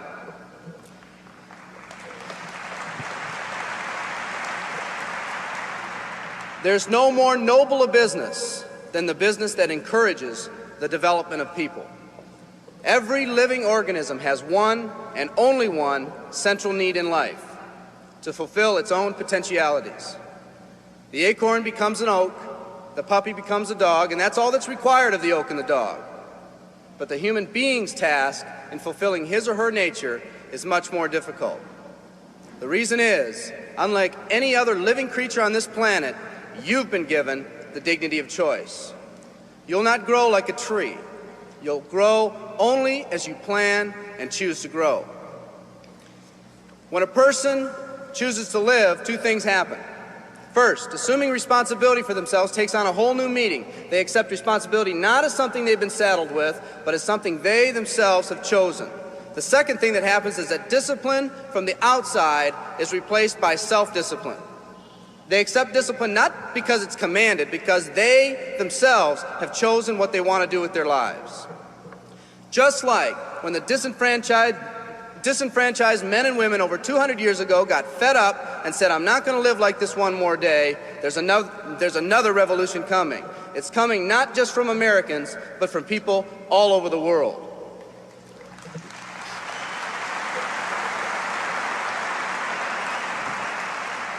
It's coming from people who've been oppressed in meaningless jobs, from people who've been unjustly held back, from people who've been slighted or ignored, from people who've had their hopes crushed time and time again by the circumstances around them, from people who've been playing in a game where the rules weren't the same for everyone, from people whose dreams have almost died by the methodical dripping of negative and pessimistic forces, people who've just been waiting for the right opportunity to present itself, an opportunity that they could hold on to, believe in, a place where people believed in them. I hear the rumbling of this coming revolution every day. The old rules are changing, and society is finally ready for that change.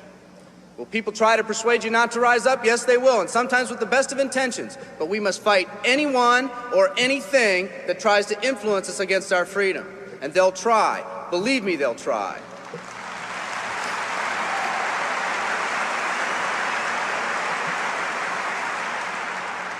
They'll try to suggest you off course, to nudge you off course, to distract you off course. There's another revolution coming, and it's going to be led by a group of unique and courageous people like you.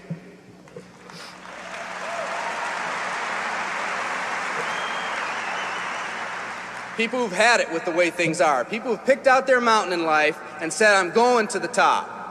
And if someone tells you you can't climb mountains, you don't have any experience. You tell them, I'm going to the top.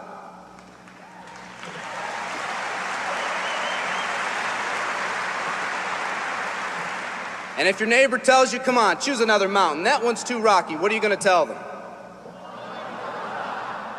And if someone tells you, let's go over here where it's not so steep, what are you going to tell them? And if someone says network marketing, what are you going to tell them? And if your friend tells you, come on, let's climb this one, that one's too slippery, what are you going to tell them? If anyone tells you you can't go up, it's too rocky, too steep, too slippery, you say, listen here, I'm going up. You're either going to see me waving from the top or dead on the side. I'm not coming back.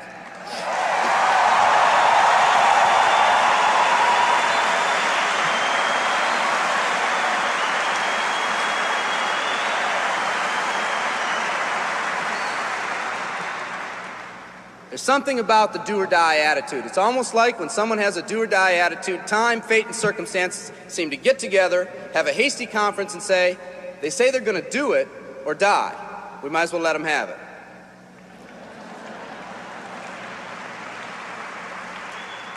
The people in this arena are special. You're special because you've already rekindled that independent spirit.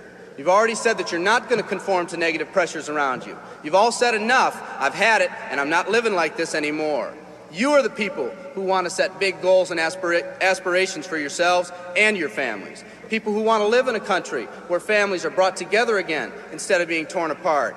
People who want a country where once again owning your own business and controlling your own destiny is commonplace.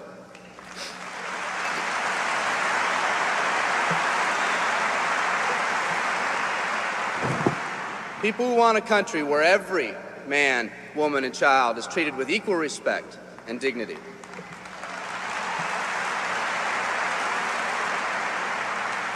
People who will pay any price so their families will not live with the legacy of maxed out credit cards and unfulfilled promises.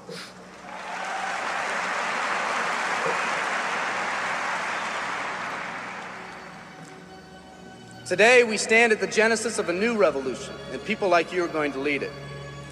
Theodore Roosevelt said these words decades ago, and I think they're particularly appropriate today. He said, "We see across the dangers of the great future, and we rejoice as a giant refreshed. The great victories are yet to be won, the greatest deeds yet to be done. I've dreamt of a company that can give us the opportunity to make these dreams come true, by allowing us all to fulfill our own true potential. I love you all. Thank you very much."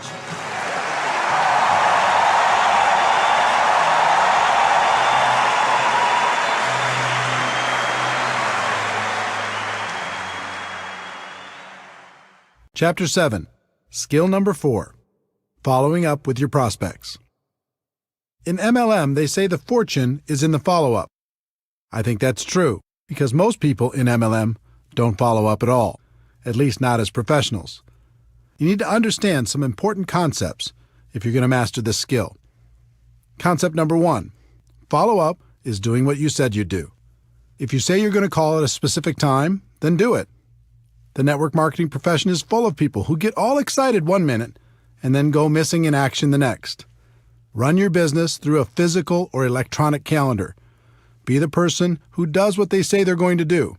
People will respect that. I sold real estate the year before I got involved in network marketing. My father and his partner owned the company. One day I was in the office and a gentleman by the name of Chuck Aycock showed up for a 10 a.m. meeting with my dad.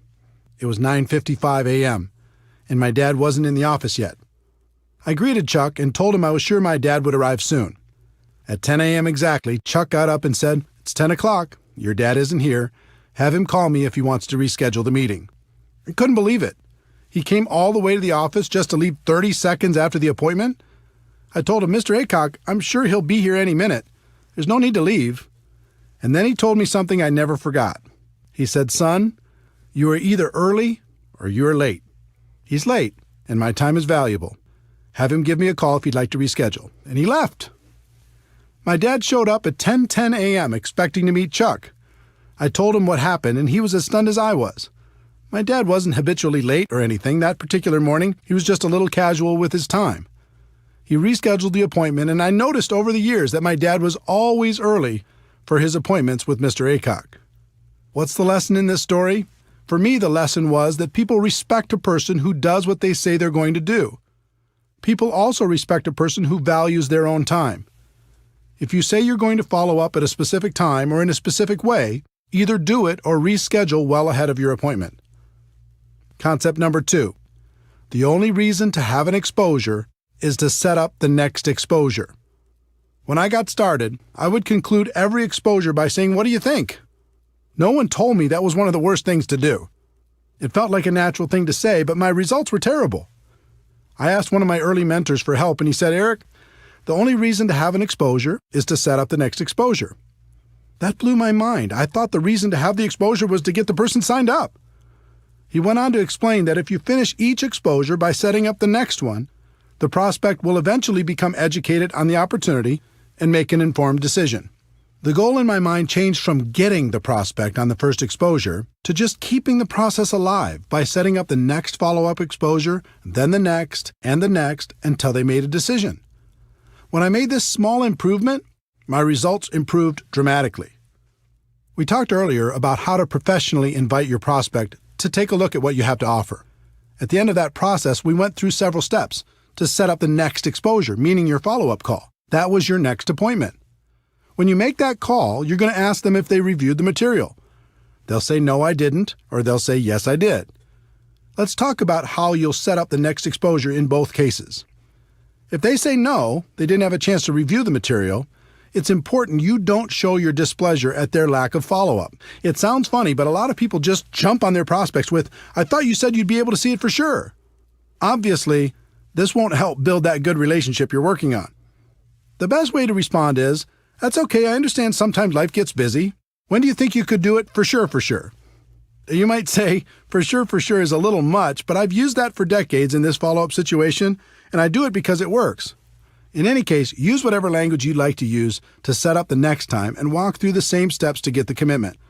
Once you have it, including the date and the time of the next call, the next exposure, then hang up and call them when you said you would. If you call them at the scheduled time and they still haven't reviewed the material, just repeat the process until they do. Remember, they are setting up the appointment, and you are being the professional by following up like you said you would. If you call the prospect and they say yes, they've reviewed the material, you're going to ask them a few intelligent questions. First, you're not going to ask, "What do you think?" This just invites the critical part of the prospect's mind to come up with objections to try to sound smart. The best follow-up question I've ever used is, "What did you like best?" This question will take you in a very positive direction and will give you clues as to the level of their interest. If they say the product, then your next exposure will probably be product-related. If they say financial freedom, then your next exposure will probably be opportunity-related. Another great question to ask is, on a scale of 1 to 10, with 1 being zero interest and 10 being ready to get started right away, where are you right now? With this question, anything over 1 is good. It says they have some interest.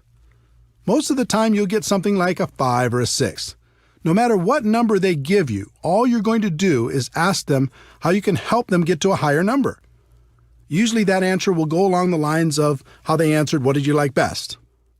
If the answer is very positive and the number is fairly high, you can go directly into the closing process. We'll cover that in the next section. If it isn't an obvious green light, then you just schedule the next exposure. They might want to try the product, so you help them do that and set up a follow-up date, a time to call them, and check on the experience, the next exposure. They might want to understand the compensation plan, so you set up a time to get together and review it, the next exposure. They might want to talk with their spouse, so you send them home with materials they can share with their spouse and set up a date and time when you'll follow up, the next exposure. Whatever it is, you never finish one exposure without setting up the next one. Never. If you do, it's over. That's what used to happen to me at the beginning. I would have someone look at the opportunity. When they'd done that, I'd say, "So, what do you think?" They'd usually mumble something like, "I'll let you know," or "I'll get back to you," or "I need to think more about it," or something similar. And poof, they were gone. Then when I tried to call them back, I was just bothering them. The whole thing felt uncomfortable. Once I changed to never finishing one exposure before setting up the next one, everything changed for the better. I was being professional. I was in control. The prospect had more respect for me and for the opportunity. All of this happened from this one small change in mindset. Concept number 3. It takes an average of 4 to 6 exposures for the average person to join. When people don't understand that the only reason for an exposure is to set up the next exposure, They put too much pressure on their prospects and on themselves. In the some will, some won't, so what next MLM culture, people hammer on a person once, and if they don't join right away, they move on and never follow up. In many cases, they take it a step further by damaging the relationship with the prospects with their attitude. Professionals understand that it takes an average of 4 to 6 exposures for a prospect to become involved. Their goal is education and understanding. It's hard to educate someone in one exposure, so they take them from exposure to exposure to exposure, knowing it will eventually sink in. Through that process, they also build a stronger relationship with the prospect. They strengthen the friendship. That helps build trust, and people enjoy working with people they like. 4 to 6 exposures is an average, which means that for every person who joins on the first exposure, there's going to be a person who takes more than 10 exposures to join. You just never know. Some of the best people in network marketing were prospected for years before they finally made the decision to take part in the opportunity. Keep your urgency, but have patience. Concept number 4, condense the exposures for better results. Posers prospect someone once and move on. Amateurs prospect someone through several exposures over time. Professionals condense those exposures into the shortest time possible. People are busy. They're constantly distracted by life. When you're approaching them to take a look at something new, it's important to keep their interest. The best way to do that is to stack the exposures as closely as possible. If you go slow, you might start by having them check out a video, then a few weeks later have them listen to a conference call, then a month later have them attend a webinar, then after another month, invite them to a 3-way phone call with you and another distributor. This slow process is difficult because between each exposure, they tend to get distracted by life. It can almost be like starting over every time. On the other hand, if you have them check out a video, then join a conference call, then try the product, then get on a webinar, then participate in a 3-way call, then come to a live meeting, or whatever combination of exposures you use in your company and do it all in 1 week, you give them the opportunity to really think about how this could change their lives. Questions and objections. At every step in the recruiting process, you'll come across questions and objections. This is natural. A lot of the time, your prospect will just be bringing them up to sound intelligent. They don't want to seem easy, so they throw out objections to feel better. How you respond is extremely important. If you act defensive, you'll plant a seed of doubt in their minds. If you act offensive, you'll chase them away. Remember, our goal is education and understanding. It's not to win an argument. Our job is to help blind people see.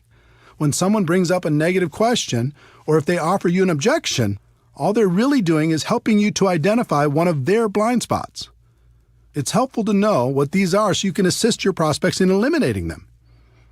I'm going to give you some specific tactics to help overcome objections, but the thing I want you to remember and spend more time focusing on are concepts. Tactics come and go. Concepts are timeless. I found that objections fall into one of 2 categories. The first is the prospect's limiting belief in their abilities. They aren't sure they can be successful. The second is a limiting belief in network marketing. They aren't sure network marketing will help them achieve their goals in life. For both categories, one of the best concepts is empathy, how you relate to people. And the best way I know to relate to people is to let them know you're just like they are. You had the same doubts, the same questions, the same fears, and you overcame them. Believe it or not, your story and the stories of others will do more for you in overcoming objections than anything else. There's an old tactic called feel, felt, found. It works with the concept of empathy. When a prospect offers an objection, you respond with, "I know how you feel. I felt the same way. But here's what I found." You can use that quite literally and with great success. You can also modify it based upon your story and your prospect. When prospects have a limiting belief in their abilities, the common objections in this category are, "I don't have the money. I don't have the time. It's not my thing. I'm not a salesperson. I don't know anyone. Or I'm too old, too young, have no experience, etc." Some people teach fancy approaches where you make yourself seem smart and the prospect seems stupid. "You don't have any money? Do you have a cable bill? Do you have a cell phone? Do you ever go out to dinner? You have lots of money. Come on, wake up." Or, "You don't have the time? How long do you want to have that reality in your life?" You have to change if you want your life to change. How does it feel when you hear that? How would it feel if someone were to say it to you? Pretty bad, right? A better approach is to relate to the person and tell your story. When a person tells me, I just don't have the money right now, I respond, I had the same exact challenge. I didn't have enough money to pay my bills, let alone start a new business. But when I thought about it, I realized if I didn't have enough money to pay my bills now, how was I going to change that in the future? I was tired of being behind. I was tired of scrambling. I wanted more out of life. So you know what I did? I found a way. And it was the best decision I ever made. Let me ask you something. If you really felt this was a chance for you to take control of your financial future, do you think you could find a way to make it happen? 9 times out of 10, they would agree they could find a way. Again, forget the exact words and focus on the concept. I told them I was the same as they were, with the same objection. I told them about my pain, and I told them I found a way to solve it. As a result, we bonded. We related to each other. We were in the same boat with the same hopes and dreams. And if I didn't have a personal story that would compare with theirs, I would tell another person's story. There are plenty of stories inside your company that can relate to virtually every situation. So when a prospect tells you their objection, you can say, I know what you mean. I have a friend who had that same exact problem, and let me tell you their story. Can you see how that approach would work with all the objections based on a person's limiting belief about themselves and their lives? The concept is simple, it's proven, and the results are amazing. When people have limiting beliefs about network marketing, this category includes, is this MLM? Is this one of those things? Is this a pyramid scheme? I'm not interested in MLM. I don't want to bother my friends. And how much are you making? Let's start with the one that strikes fear into the hearts of most people in our profession. Is this MLM? Or variations like, is this one of those things? Or is this a pyramid scheme? Or I'm not interested in MLM. Some people go a little crazy when they hear this question. They say, pyramid scheme, like every corporation in the world, like the government? You mean that? Instead of going crazy on your prospects, it's important to understand where this question comes from. My experience has shown me that they usually knew someone who joined with no success, or else they've done it themselves. Usually they just purchased a virtual lottery ticket like I described earlier and it didn't pay off. This scenario represents well over 90% of the people who will ask this kind of question. The rest of them have heard of opportunities like this and are rightfully skeptical of the promise of getting rich quick. If they ask this kind of question with any sort of emotion, I know they've been involved at some point. So I say, wait a minute. You have a story. What happened? Were you involved in network marketing at some point? Then just let them tell you their story. It opens them up. It lowers their defenses. And it allows you to ask some questions about their experience. Let me give you a typical example. I'm going through my invitation process when the prospect says, wait a minute, is this MLM? And they say it with emotion. I reply, oh, you have a story. Did you try it out at some point? What happened? They say, yeah, I joined a company a few years ago, bought some product, and lost my money. I reply, what do you think was the reason you didn't have success? They say, well, my friend talked me into it. I didn't have a lot of time, and I thought more people would join right away, but they didn't. I guess I just lost interest. I reply, do you think you really gave it a fair shot? They say, no, not really. I reply, do you think network marketing was the problem, or do you think maybe your timing wasn't right? They say it was probably the timing. Do you see the dynamic? I've had thousands of these conversations, and they're all slightly different. But if you ask some questions and are friendly through the process, you have a strong opportunity to help them get rid of their blind spot and take a look at what you have to offer. In addition, you can relate to them by saying you had the same objection initially and telling them how you overcame it. If someone uses the word pyramid with me, I always say, oh no, pyramid schemes are illegal, and I would never be involved with something illegal. For people asking this with emotion attached, I usually respond with, yes, this is network marketing. Do you know anything about it? Again, I'm asking questions and waiting for answers. From those answers, I ask more questions, and through the process, I can achieve my goal of education and understanding. I don't want to bother my friends is slightly different. Again, I relate to them by telling my story or somebody else's story. And then I ask questions like, what makes you think you'd be bothering your friends? If you truly believed in the product, would you let your friends know about it? And if I could show you how we can share this product with others without it feeling or sounding like a sales pitch, would that help you? The last in this category is, how much are you making? If you're making money already, this is a great question. If you're not, your answer depends on how long you've been involved. If you're brand new, you can tell them you're just getting started. If you've been around for a while and not making big money yet, You can tell them you're working part-time and are really excited about your future. You could also say that you're excited about your future with this company because you knew things weren't going to change if you didn't do something to change them. The other way to answer it is to tell your story and then tell stories of people you know who are making good money. You can even suggest setting up a phone conversation with those people so they can feel more comfortable about the opportunity. All of this takes practice, but if you get the concepts down, you'll find it becomes easy. And the other thing that should encourage you is you'll only have this handful of the same objections for the rest of your career. There's nothing new here. What I've listed in this section is about all there is. Remember, our goal is education and understanding. This is a part of the process that makes that goal a reality.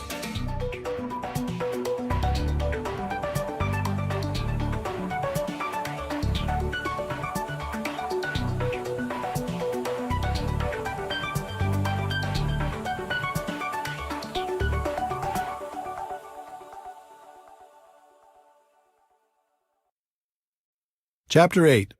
Skill number 5. Helping your prospects become customers or distributors. This skill is a natural byproduct of following up professionally. If you walk through exposure after exposure, our goal of education and understanding will be accomplished. But that doesn't mean the prospect will come out and ask you for an order form or an application. It's your job to get them to a decision. The key to success in this area is a combination of having good posture and asking good questions. Good posture means the way you carry yourself. Your words and actions will help your prospect feel more confident about joining your opportunity, or they'll plant seeds of doubt. In my early years, my posture was terrible. I was trying to get people instead of pursuing the nobler goal of education and understanding. And the prospects could feel my intentions. I was very emotionally attached to the outcome. You could even say I was needy. Every time I got to this part of the process, I really wanted it. Again, the prospect could feel my emotional attachment, and that usually scared them away. Through lack of results and without even realizing it, I started to assume people were not going to be interested. And that assumption started to seep into everything, which led to the predictable result of the prospect not joining. Most of the time, I wasn't properly prepared. I didn't have applications, startup materials, or whatever else was necessary. Think about the subconscious impact this had on my prospects. It seemed just about everything I did projected a lack of belief and a lack of professionalism. Instead of asking questions and listening intently to the answers, I just talked and talked and talked. I was more focused on being interesting than being interested. Prospects don't like that. No one does. So again, I followed the pattern of modeling the professionals. I watched what the best closers did and began to copy them. I interviewed the top performers to figure out what they did differently, and slowly, I started to see the flaws in my own approach. First, I learned that professionals are emotionally detached from the outcome. In other words, their goal is education and understanding while helping a prospect make a decision that would positively impact their lives.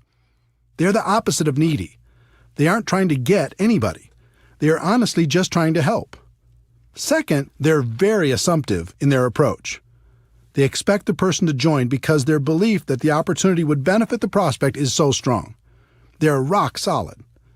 Many of them are sincerely shocked when a person decides not to get involved. Third, it was interesting to learn they promoted themselves as much as they promoted the product or the opportunity.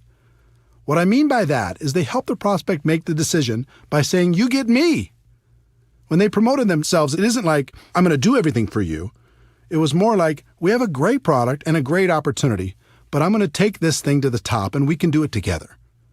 This gives people great comfort in knowing that they don't have to learn everything on their own. Fourth, they are always prepared. Always. They have everything they need to get a person started right on the spot. And fifth, they ask question after question after question and are great listeners. They act like a consultant helping a person with a problem. The best consultants in the world have to ask a bunch of questions before they can offer a solution. Network marketing professionals use questions as their most powerful tool. As you can imagine, it took me a while to figure all of this out, and that was just half the battle. It's one thing to have the information, and it's another thing to put it into action. I wasn't as talented as the pros, but I could model what they did, so I just started to act like they acted. I acted emotionally detached. I really wasn't at the beginning. I started to act very assumptive, that people would join. I really wasn't at the beginning. I started to tell people, and you get me, even though I didn't think that was such a huge benefit at the beginning. I was always prepared. I started to ask lots of questions, focusing more on being interested than interesting. And as time went on, I acted less and less and believed more and more. The same can happen for you. Let's talk about questions. If you were a consultant and your job was to figure out if an opportunity was a good fit for your client, what would you do? You'd ask questions, right? In working to help a prospect make a positive decision about your opportunity, you're going to do the same thing. But instead of asking, what did you think, which leads nowhere, learn to ask questions that lead in a positive direction. Did it make sense to you? What did you like best about what you just saw? Pretty exciting, isn't it? Can you see how this could be an opportunity for you? Of these examples, the one I use most is, what did you like best? The answer to that question is almost always positive, and it gives you clues as to the area in which they're most interested. Then I like to say, let me ask you a question on a scale of 1 to 10, with 1 meaning you have 0 interest and 10 being you're ready to get started right now. Where are you? They'll give you a number. And it's usually obvious from their number that they either need more information before they'll make a decision or they're leaning towards getting started now. If you feel they need more information, just guide them to the next exposure that will help them the most. But if you feel they're ready to get started, then ask a series of 4 questions. This 4-question close has produced strong and consistent results over the course of my career.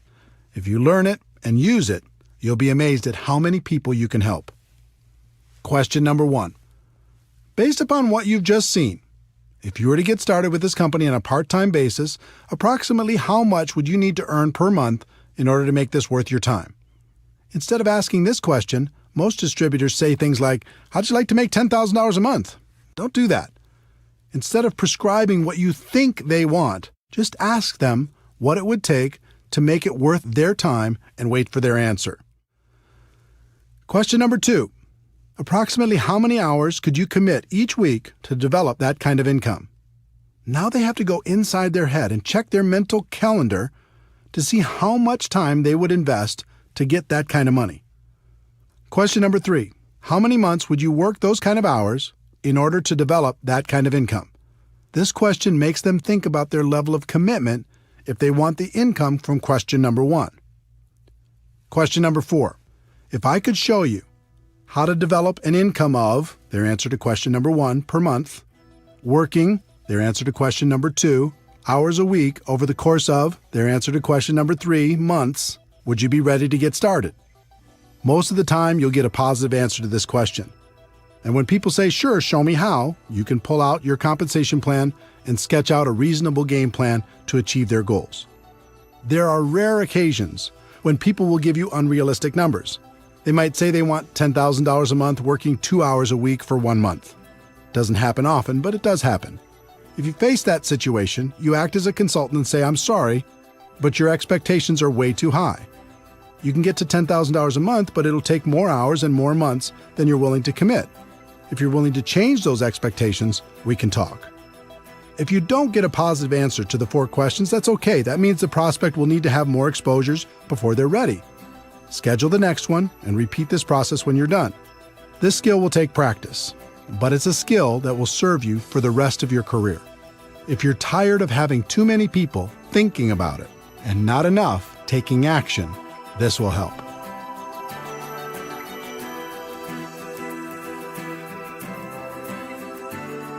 Chapter 9. Skill number 6. Helping your new distributor get started right. In network marketing, people invest enormous effort, time, and money into getting people signed up, and then squander that investment by leaving their new distributors to figure everything out for themselves. Professionals don't do that. They set proper expectations, they help get some quick results, and then continue to guide the new distributor through the many phases of our profession. I was lucky enough to have an early mentor, Michael Nelson, who is very skilled at guiding new distributors. Michael wasn't in my upline, but he was clearly the leader in my city. In addition, he had a lot of experience in our profession. So I listened to what he said, I watched what he did, and I asked him tons of questions. Back in those days, he had a small office close to my home, and I was always hanging around trying to learn something. Michael was a very successful recruiter. He was always bringing on new people. And for the most part, Michael's people did well in the business. That wasn't happening for me. The few people I recruited did nothing. As I watched Michael, I noticed that every time he signed up a new distributor, he scheduled what he called a game plan interview. I decided to model what he did. So the next time he met with a new distributor, I sat behind them close enough to take notes on their conversation. I did this several times and was surprised to learn he went through the same exact interview every time. I thought if I could learn that interview process, then I'd have a chance at his results. Game plan interview, part 1. He validated their decision to become a distributor. He said things like, "Congratulations on making the decision. I'm proud of you for taking charge of your life. From now on, things are going to be different for you and your family." It always took less than 5 minutes, but by the end of their discussion, any doubt they may have had about becoming a distributor was gone. They felt great. Game plan interview, part 2. He set their expectations. He knew most people came into our business with unrealistic expectations, so he always said the same 3 things. If you succeed in this business, it's going to be you who creates that success, not me. And if you fail in this business, it's going to be you who creates that failure, not me. You're going to be the difference between success and failure. I'm here to guide you every step of the way, but I can't do it for you. I'm here to work with you, but not for you. Wow, this was a radical concept and so different from the conversations I had when I got a person started. I said things like, "I get paid from what you produce, so essentially I work for you." Well, what kind of expectation do you think that set in the new distributor's mind? I'd also say, "We are going to build a business together," when that wasn't really true. They needed to build a business. I could be a resource, but I couldn't do it for them. The next thing he said was, "My job is to help you become independent from me as quickly as possible. Do you agree that that's a good goal?" Again, this was radical, but it made sense. Up to that point, I had a group that was extremely dependent on me. They only did something when I pushed. But Michael had a group that produced on their own without his constant help. He had duplication and freedom. I didn't. This set the relationship up so Michael would be the teacher for his group and not the slave. He could show them the skills, and then they could independently build from that point forward. The third thing he said was, "There will certainly be ups and downs as you build your business. There'll be good times and bad times. I'll know when you're in one of the bad times, when you aren't calling me, you aren't showing up for meetings, you aren't on the calls, if I start hearing excuses, that sort of thing. When that happens with you, and it happens with everyone, how do you want me to handle that? Do you want me to leave you alone? Or do you want me to be persistent and remind you why you made this decision in the first place?" This was brilliant, because it's true that everyone will have times of self-doubt. He let them know it was natural, and at the same time, set up the relationship so he was in a position to turn them around when it happened. What Michael accomplished with these 3 concepts was so different from promising the world like I was doing, that it was night and day. With my approach, the distributor would sit back and wait for me to perform. And if I was ever too busy or couldn't help for some reason, I became the easy excuse for why things weren't working out. With Michael's approach, his people became independent quickly. He would coach them from time to time, but he wouldn't allow his group to use him as an excuse for their lack of results. While my distributors struggled, his flourished. Game plan interview, part 3. Michael went through a getting started checklist to help the new person have the best chance for success. The exact plan would be different for every company, but the concept was to do everything possible to get quick results. Here are some examples of what you could include in your getting started checklist. 1. Make sure your new distributor is set up with appropriate products. Just about every company has products that can be personally used by the distributor, so make sure your new person is doing that. Depending on your company, this may include a monthly commitment. It's very important that people develop an emotional attachment to the products, and that can only happen if they are using them and enjoying the benefits. In addition, many companies have products that can be sampled or used in demonstrations. In that case, new distributors should have an appropriate supply so they're properly prepared. 2. Make sure your new distributor is set up with appropriate tools.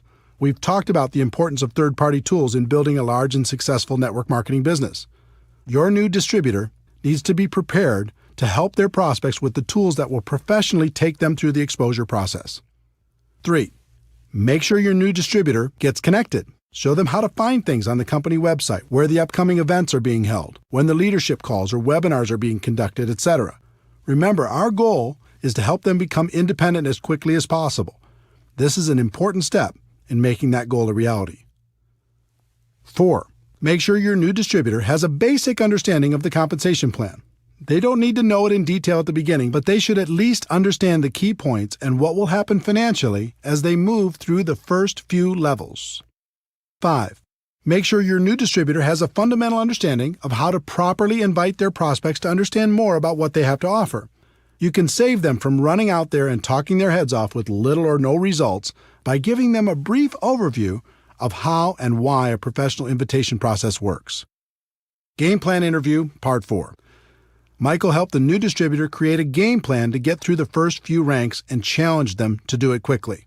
He understood and helped me to understand that it was a race to help a person get results quickly. If they received early positive reinforcement, they'd continue, and if they didn't, they had a tendency to fade away. Every company is different, so this game plan will also be different, but think about the simple actions you can encourage people to take during the first week to get the best possible results. How can they get their first customer? How can they get their first distributor? Can you encourage them to attend their first company event? What steps can you take to help them earn their first commission check? Success in network marketing wasn't real for me until I earned that first check. When it arrived, everything changed for me. I started to really dream about creating a better life for myself and my family. Helping your new person get off to a quick start is vital. Game Plan Interview, Part 5. Michael always ended by giving some specific assignments. One thing I've learned is new distributors crave direction, and they respond incredibly well to simple assignments. Michael always ended by giving those assignments along with a deadline for them to be completed. He told his new distributor to get back to him by a specific date. It's just like the exposure prospecting process. You go from exposure to exposure, but it doesn't end until they become distributors. The professionals continue to go from exposure to exposure, assignment to assignment. The purpose of all this is to help the new distributor get over the line. When someone gets started, there's always a line between success and failure. On one side of the line, it's easier to quit than continue. On the other side of the line, it's easier to continue than to quit. What can help a person get over the line?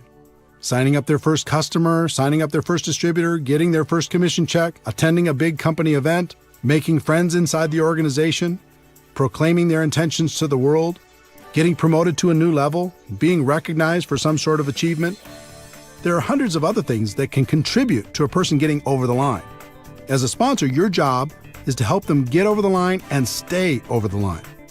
And the line never really goes away. It's always there. And you as a leader need to be constantly aware of where your people are emotionally. This way you can continue to encourage them to never let go of their dreams.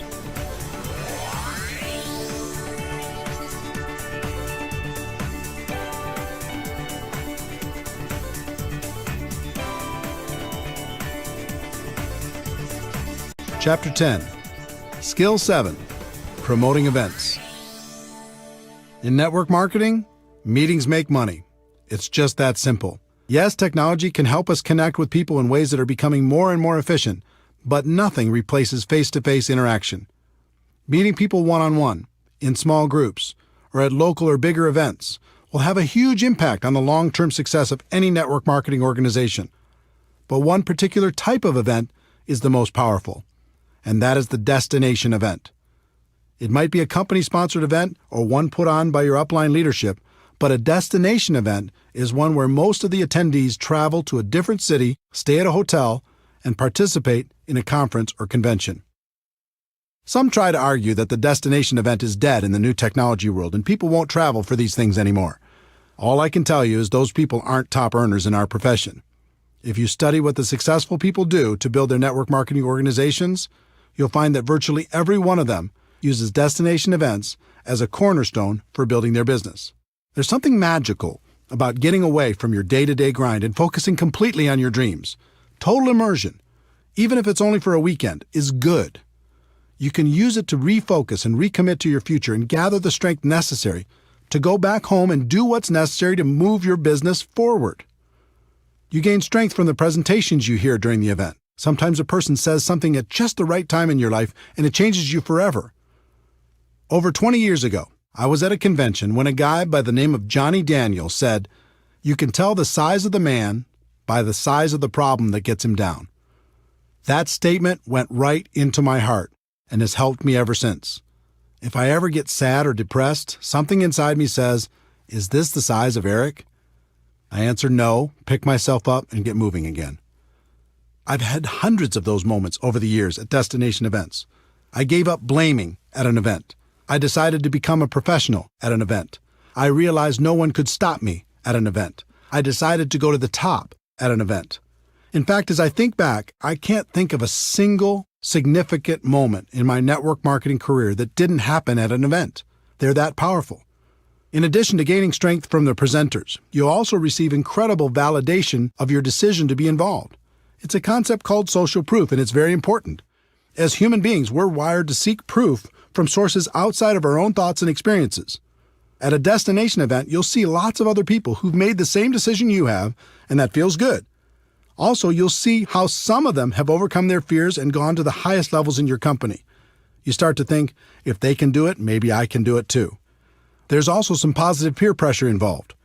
Most destination events include recognition programs: who won the contest, moved to the next rank, earned the top income, or spoke from the stage. When I went to my first event and I saw all the people walking across that stage, I had one thought: the next time, I'll be walking across that stage. It was inspiring that so many people had accomplished what I hadn't done yet. It made me think I could do it, and it made me work on a plan to make it happen. In addition to being inspired, I also didn't want to show up at the next event without some improvement in my business. That positive peer pressure helped me face my fears and make it happen. Overall, the sense of community at a destination event is comforting. We all live in a world filled with ignorant people when it comes to network marketing. That can be discouraging at times. But when we go to a big event, suddenly we're surrounded by people who think like we think. They have similar beliefs, hopes, dreams, aspirations, and positive attitudes. Spending time with this amazing group of people can literally fill us back up again, so we have strength for the next push. Once you understand how important destination events are to the success of your business, you need to learn how to effectively promote them to your organization. It's really simple. The more people from your group attend events, the more money you're going to make in our profession. Top leaders know exactly how many people are attending, and they make sure to grow that number at every new event. Think about it. Take two distributors, who each have a group of 100 people. Distributor A makes it a priority and gets everyone to attend every major destination event. Distributor B doesn't make it a priority, so only a handful attend. Which group is going to be more successful? It's not even a contest. The first step in developing a culture that promotes attendance at destination events is to personally be more committed than anyone else to attending and helping others make the same decision. That means you need to lead by example and never miss a destination event. When I first started in this profession, I didn't know how I was going to do it. I didn't have the money, and I couldn't afford the time. I had the same obstacles as everyone else. But something happened to me at my first event that changed everything. I scraped up enough money to get there, and it was a mind-blowing experience. The stage, the lights, the people, the stories, it was awesome. During one of the sessions, I stepped out to go to the bathroom, and when I came back to the entrance to the big convention hall, I found myself standing next to one of the top income earners in the whole company. It was like standing next to a celebrity. He had achieved what I wanted to achieve, and more. I stood there trying to think of something smart to say, and finally, I simply introduced myself and asked, "What's the secret?" Now, today I know there isn't a secret, and he could have said the same thing to me, but instead, he had a little compassion and gave me an important lesson that serves me to this day. He said, "Eric, do you see this room? It holds about 2,000 people. We have these events about 3 times a year. Here's the secret. At the next event, half of these people won't come back, but the other half that does will be making about twice the average of everyone else in the room. Your job is to be in the 1,000 people who come back, and it doesn't stop there. At the next event, half of those 1,000 won't come back, but the 500 who do will be making 4 times the amount of the average in the room. This continues from event to event. If you continue to come back, you'll end up being among the highest paid people in the room, and eventually, you'll even find yourself presenting on stage." I said, "That's it?" And he replied, "Eric, obviously you're going to have to continue to work on your skills in between events, but my experience has shown me that if you outlast people at our big events, you'll make it to the top." This was pretty simple for me to understand. I thanked him and made a resolution on the spot to never miss a big company event. It wasn't easy. Sometimes the event tickets alone were a problem. I made it a priority and found a way to buy them. Sometimes childcare was an issue. I relentlessly searched for babysitters until we found someone we could trust. Sometimes I struggled with how to get to the event. Instead of taking a nice, comfortable direct flight, sometimes I had to book one with 2 or 3 connections. Instead of flying, sometimes I had to drive, even piling into one vehicle with a group of people to get there. There were even times when I reserved a bus and recruited people in my area to share the ride. The point is, I made it a priority and I made it to the event, no matter what. As for accommodations, today I stay in a suite, but it wasn't always that way. At the beginning, I often shared a room with as many people as possible. Instead of room service, we'd go to the local grocery store and get food for inexpensive meals. And the minibar was strictly off limits. Bottom line, the advice I received all those years ago worked. Because I was ambitious and hungry, I figured out a way to outlast the people who were less committed. And just like that top income earner had told me, my income continued to grow with each event. On top of that, another strange thing happened. I started to feel different than everyone else. I started to feel like an Iron Man. I started to be proud of the fact that I was still standing when other people lost faith. So if you're more committed than anyone else to attending the destination events, that all-important commitment will serve you very well. Once you're fully committed, the next step is to grow the number of people on your team that attend with you. Most people announce the next big event to their group, sit back, and hope people register. Professionals understand there's a big difference between an announcer and being a promoter. Promoters make the event a priority in their group. They are relentless with their message. They tell stories that inspire people to action. They take nothing for granted and don't rest until people have registered. They paint a picture in people's minds about how great the event will be and the benefits of attending. One thing I learned long ago was to never buy someone's excuse, at least at the beginning. I can't tell you how many people started off by telling me the reasons they couldn't attend the next destination event, only to find out that their reason was just an excuse and wasn't really true. The problem with amateurs is they buy that first story, and that's the end of it. Person says, I can't get off work, or I can't afford it, or I can't arrange childcare, or who's going to watch my dog, or there's a birthday party that weekend. And the amateur says, oh well, it is what it is. I hope you can make it to the next one. The professional has a completely different mindset. When they hear an objection, they don't buy that story because they know it's probably not real, or at least not real enough. Instead, they work with that person to help them understand the meaning and importance of attending the event. Then they brainstorm with them to figure out a way to overcome their initial problem. I can't tell you how many people I've talked to who had already decided they were not going to attend the next event, and within 5 minutes, they changed their mind and registered. The lesson here is to tell your story, don't buy theirs. Think of this skill as if you're a publicly traded company and your stock value is tied directly to how many people you have at each destination event. If that were the case, you'd make it a priority to always have a bigger number at the next event, wouldn't you? You might start with just you at the first event, but then the goal needs to be to bring someone with you to the next one and to grow that number at the next and the next and the next. There's no such thing as a silver bullet in network marketing, but this skill is as close as it gets.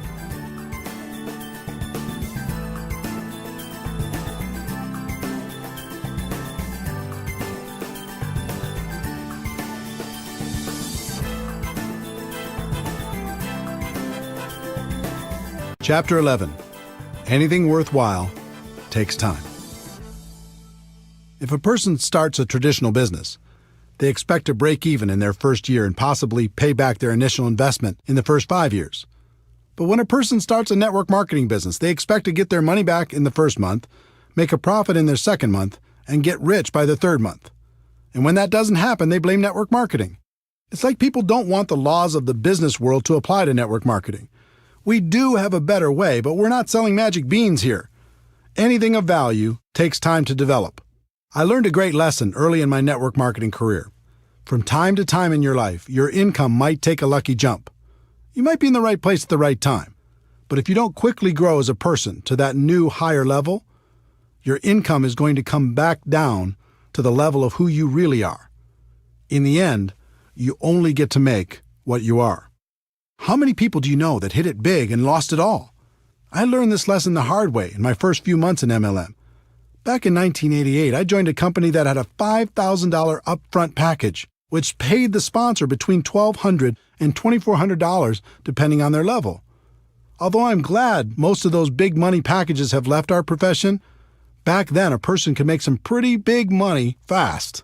In my first month with that company, I earned approximately $7,400. If you remember, my strategy was to quickly call my dad's friends before he could get to them. I was ecstatic. In my second month, I earned about $12,200. Unbelievable. But then reality kicked in. I wasn't a $12,000 a month person. I hadn't worked on my skills. I wasn't developing myself. I was just riding the wave. My third month's check was $1,098.60. Looking at that check was like looking at myself in the mirror. It showed me who I was. It was an ugly feeling. My first reaction was to quit and blame everyone and everything for my bad check. But eventually I realized that to earn more, I needed to become more. I needed to work on my skills, so I didn't have to rely on luck or timing or positioning.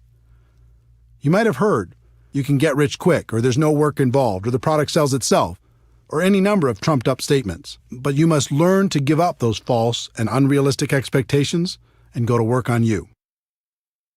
The 1-3-5-7 formula. There's a formula I've seen work in our profession. I call it the 1-3-5-7 formula.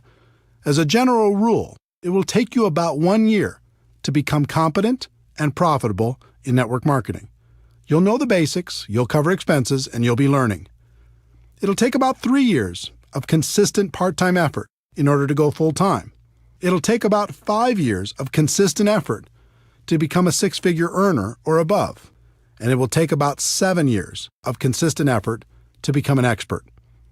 Now, that doesn't mean you can't make more than that in the short term. Many people do. It just means if you want to keep making that kind of money, you need to eventually become an expert. When you think about it, 7 years isn't so bad, especially when a good portion of it is part-time. You're going to be 7 years older anyway. You might as well become an expert over that period of time instead of just going through the motions. How to learn.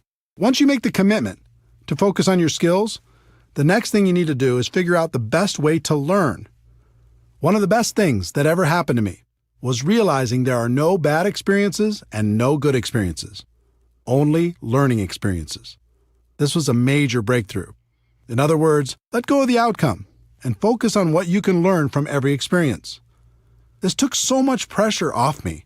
Instead of always looking for great experiences, I started focusing on how many experiences I could have, because the more I had, the more I could learn. Another attribute of a top earner in MLM is they are what I like to call an active student. As a professional, they're always learning, always growing, always trying to get better. Lou Holt said it best. In this world, you're either growing or you're dying, so get in motion and grow. I think that's true. Never stop learning. Model successful behavior. Try to avoid reinventing the wheel when you get involved in this profession. The hard work has already been done. No matter what company you're in, it's easy to find someone who's very successful. Doesn't matter if it's getting customers, finding prospects, inviting, presenting, following up, closing, getting people started, building for events, or any other skill. There are people in your company right now who have them mastered. And unlike other professions, the successful people in your company are eager to share their secrets. All you need to do is model their behavior, and you can begin to enjoy their results. Study. Audio programs got me started. Back in 1988, someone gave me a bootleg copy of a talk Jim Rohn gave to the Shackley Company. It was called The Seed and the Sower, and it rocked my world. I bet I listened to that audio cassette in my car 500 times. From there, I did some homework on Jim Rohn and purchased his Challenge to Succeed audio program. Jim Rohn gave me hope, but more than that, he gave me direction in my continual personal development. That audio program launched my personal development journey. Through the years, I continued with dozens of different audio programs, all incredibly helpful in keeping my mind right. There's something magical about audio. It whispers in your ear, reminding you of your dreams, of your potential, and how to get there. In addition, it's repetitive. You probably won't read a book over and over, but you'll listen to an audio program over and over, especially if it's entertaining. And it seems like each time it's different, and it is because you're different. Jim Rohn also taught me to be a reader. No matter what you're trying to learn, there's someone who has devoted their entire life to the subject and is offering it to you for pennies. Take them up on that offer. In our electronics-focused, attention-deficit society, fewer people seem to read books. That's not true for leaders. Ask the top-earning distributors if they're readers. More importantly, ask them what they're reading. I wasn't much of a reader before I became a network marketing professional, but since 1988, I've read an average of about 4 books a month. Those books have shaped my life and my career for the better. Commit to just 10 pages a day, and you can read a 300-page book in a month. That's a great start. Video. Video is another source of great learning. Sometimes I like to watch training programs instead of just listening. It's part of the reason I decided to use video as my main focus at networkmarketingpro.com. I found if I created a short video with interesting information every day, people received tremendous value. If you'd like to check out hundreds of free videos, you can go to networkmarketingpro.com. It's free. Online. The internet has changed the way we learn and gather information. You can take advantage of online tutorials, watch online videos, attend online webinars, or even watch events live with streaming technology. Events. The best way I know to really internalize life-changing information is to attend live events. As I've already told you, most of my defining moments have come from events. On one side, there's always good information for a person who's listening. On the other side, when you eliminate all of the other distractions in life and just focus, like you do at an event, you have a chance to really hear. Both sides are good. Be careful of distractions. With all of the choices available to you in terms of studying your craft, now more than ever, you must be careful about what you allow into your mind. People everywhere will try to distract you with their latest and greatest breakthrough, and it can be very tempting to jump at all those opportunities. You should be focused on a very narrow range of skills: finding prospects, inviting, presenting, following up, closing, getting people started right, and promoting events. Make sure you master those skills before adding anything else to your to-do list. Take action. Almost all of the learning in MLM is in the doing. If you want to learn how to talk to people on the phone, then talk to more people on the phone. If you want to learn how to do a home presentation, then do more home presentations. You'll certainly figure it out. That doesn't mean you shouldn't continue to seek knowledge on the skill sets for success in MLM, but it does mean you shouldn't wait for complete knowledge before taking action. Part of the reason people avoid taking action is they're afraid they'll be embarrassed. If you want to be successful in network marketing, you must learn to set that fear aside. Here's why. It's very difficult to look good and get better at the same time. Instead of being afraid of how you look as you're learning and growing, be afraid of not taking action and living a life at a fraction of your potential. Let me give you a concept that has served me for over 20 years in the area of developing my skills. Back in the early 1990s, a friend and I were searching for a great network marketing product. We traveled the country and met with many interesting people. Our journey led us to an organization in Michigan called the High Scope Educational Research Foundation. They had a progressive and proven way to teach children how to learn more effectively. High Scope has many components, but the one that struck me then is the one I've used to this day, called Plan, Do, Review. Here's how the company explains the process. In the Plan, Do, Review process, children make plans, carry them out, and reflect on what they have done. In doing so, children learn to take initiative, solve problems, work with others, and accomplish their goals. Their play becomes more purposeful and focused. By making Plan, Do, Review a successful and integral part of your classroom's daily routine, you'll learn how you can promote learning and build on children's interests and intrinsic motivation. When I heard what they were saying on how to use it as a teaching tool for children, the only thing that was rolling around in my mind was how I could use it for myself and the people in my organization. While things didn't work out for turning the High Scope product into a network marketing product, I'll be forever grateful to their organization for helping me and hundreds of thousands of people all over the world to use this concept to build a better business. Here's how I've used and taught the concept for over 20 years now. Choose a skill you want to develop. 1. Make a plan. 2. Do your plan. 3. Review your results to see how you could do better next time. Most people don't make a plan. They just charge out there and do. Even more people never review their results to see how they could improve. Do you see how this connects with no good experiences and no bad experiences, only learning experiences? 1. Make a plan. 2. Do your plan. 3. Review your results, good or bad, to see how you could do better next time. 4. Make a better plan. 5. Do that better plan. 6. Review those results, good or bad, to see how you could do better next time. 7. Never stop applying Plan, Do, Review, and you'll eventually become an expert through trial and error. This little secret to learning in MLM is one of the most powerful I've shared. It's become part of my DNA. I hope the same happens for you. Teaching. Would it surprise you to know that teaching is one of the best ways to learn? It's true. If you want to really master something, teach it to others. Teaching burns a groove in your brain like nothing else can. Who do you think gets the most benefit from the daily video shows at networkmarketingpro.com? I do. I have to think about it, prepare, and present the message every day, so it helps keep me sharp and on top of my game. The lesson for each of you should be to find someone to teach. Even if you just have one person in your group, start there. And as your group grows, look for more and more opportunities to teach. You'll get the most benefit. Your associations. This is another important lesson from Jim Rohn.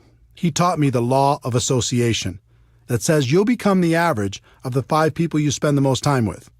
You'll think how they think, act how they act, talk how they talk, and earn how they earn. Let me tell you something. This law is real. You can't fight it. I've done 3 things over the course of my career when it comes to my associations. First, I've disassociated with the people who are toxic to my life.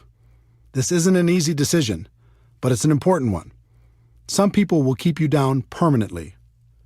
Second, I've limited my associations with negative people or people who weren't helping me grow in the direction of my dreams. I just learned to spend less time with those people and more time on positive influences.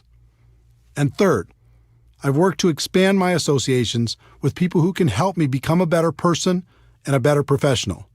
If you're trying to learn to become an expert in the network marketing profession, doesn't it make sense to find a way to spend more time with the people who have the skills you're looking for? If this is a little too stressful to think about when you're looking at the 5 people you're spending time with right now, here's a little tip.